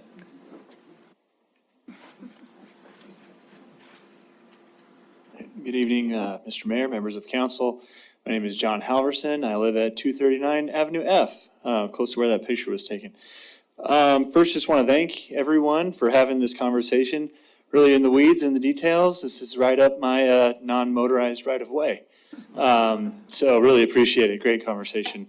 So when there are a few regulations in here, when I looked at the City of Billings subdivision regulations while I was writing my master's thesis, I was looking through this, and the way that planners kind of look at these things, I think, if I'm not speaking out of turn for Dave, but looking at these kind of investments as an armature for further investment. That when I think we tend to look at our cities as you build it and it's done and it never changes, a world without end, forever and ever. Amen. But in fact, we need to build things that can change over time and that can support more investment and can adapt to changing economies and things like that. So when I look at the maximum number of cul-de-sacs, that's one of those things. That does your street grid, do your utility grids support kind of changes over time? And when buildings and blocks and things, I think about them in terms of a long life, loose fit. That if you kind of make everything just tailored just so with regulation, then it can't flex over time. And so I really want to thank again the staff for having these sessions that we did over time at the library that I was able to go to and give comment on these regulations. The block length requirements that I'm seeing in here I think, having a specific block length for every zone is probably not necessary. That you want to have blocks that can support different things, different zones over time, or can get platted and be zoned later on and support different things. Also, just looking at some of those block lengths, 1,000 feet for N3. If you go 1,000 feet and then you have a pedestrian right of way and then go another 1,000 feet, and just looking at some of those regulations, I was looking at them today and I was trying to hack them and see how long I could get some of these blocks to go, and it seems like they're pretty long. And if you have a fire truck that needs to go around because of a blockage and you have a huge, 2,400, many thousands of feet block, that's becomes an issue. The other, number 2 on my list, sidewalks and trails that are not part of a vehicular right-of-way. There's only so much dollars to go around to light those and to put those in and things like that, and there's only so many eyes for passive surveillance in those environments. So, getting the street right, and then if we have the ability to do other things, and then I'm out of time. So thank you all for the conversation. Yeah. Thank you. And John, if you do have other specific comments, this is an ongoing conversation, so I'd encourage you, Dan, anybody in the public who's watching to please send us an email to council. Sure. And be sure to copy staff, of course, so they can keep chewing on this stuff. Great, thank you. The more data, the better. And good ideas. Okay, any other public comments on item 1, our subdivision regulation rewrite? Don't see any, so we'll close the public comment period. Back to staff. Is there anything else from staff on that we have not covered before I just ask the council whether there's anything else from them? Nobody is jumping to the podium. So council, I think you've heard what you're going to from staff. Any other questions for staff or comments before we adjourn the meeting? Okay, then Councilmember Denise. When is this expected to come back? 2 weeks? Okay. Anybody want to? July 15th. So yeah, Mayor, Council, we are on the next work session, July 15. What I'd ask us to do there is be clear if there's anything we have not covered by the end of that conversation, that we be very specific about that as to whether there's a third discussion necessary, or will we have gotten to walk through them all enough to start bringing them to you for adoption. So, thank you. Okay. I guess what I would request in that we see a document that highlights any changes from this meeting to this meeting. We're already dealing with a big red line, right? So how do we determine what's really brand new? But Blue line. Anna, you want to comment on kind of the mechanics there? I was kind of thinking, because there's a bit of work that Mac and myself and some other people have to do, is we would do some of those research items that we've documented tonight, and then maybe present something that has a third color that would show exactly what has come of this, so that it can be discussed a little bit more and have a presentation specific to those items, is what comes to top of mind for me. Okay, great. Thank you. And I'm a little skeptical that with the 4th of July holiday that just 2 weeks will be sufficient. So but it's good to make progress. So if we have to have a third work session after that, but I think this is exactly what work sessions are for, just a free flow of discussion. So great. Thanks, council. Thanks, staff. I think that's good progress. Chris, anything in the way of upcoming agenda items that you wanted to highlight for us? I don't have anything. Sorry, with everything, frankly, that had been going on the past couple of weeks, and tonight's a little bit of evidence of that outside of this issue for planning. Okay, a lot of resources and attention were on that issue, so my apologies. Anything else that we have council discussion? Councilmember Joy. Thank you, Mayor and Council. You'll see I'm using my printer quite a bit today, and so I printed off another thing, which is increasing physical activities in the built environment approaches. And so it's a front and back one page, but it really talks about the lack of physical exercise that most adults and children in the United States are not doing. And so it has some suggestions, and there's a lot of links that can give you more ideas on how to increase active transportation that leads you to a destination. So it's not just for recreation, but it's what you do every day to get something done. Very good. Thank you. Anything else with council discussion? Don't see anything. Public comment on non-agenda items. Anybody have anything not on our agenda tonight? Okay, I think we're going to have plenty of lighting in neighborhoods over the last few nights. They're going to go bang and not going to last very long, but at least there'll be lighting. Be safe. Enjoy your holiday. Thanks, everybody.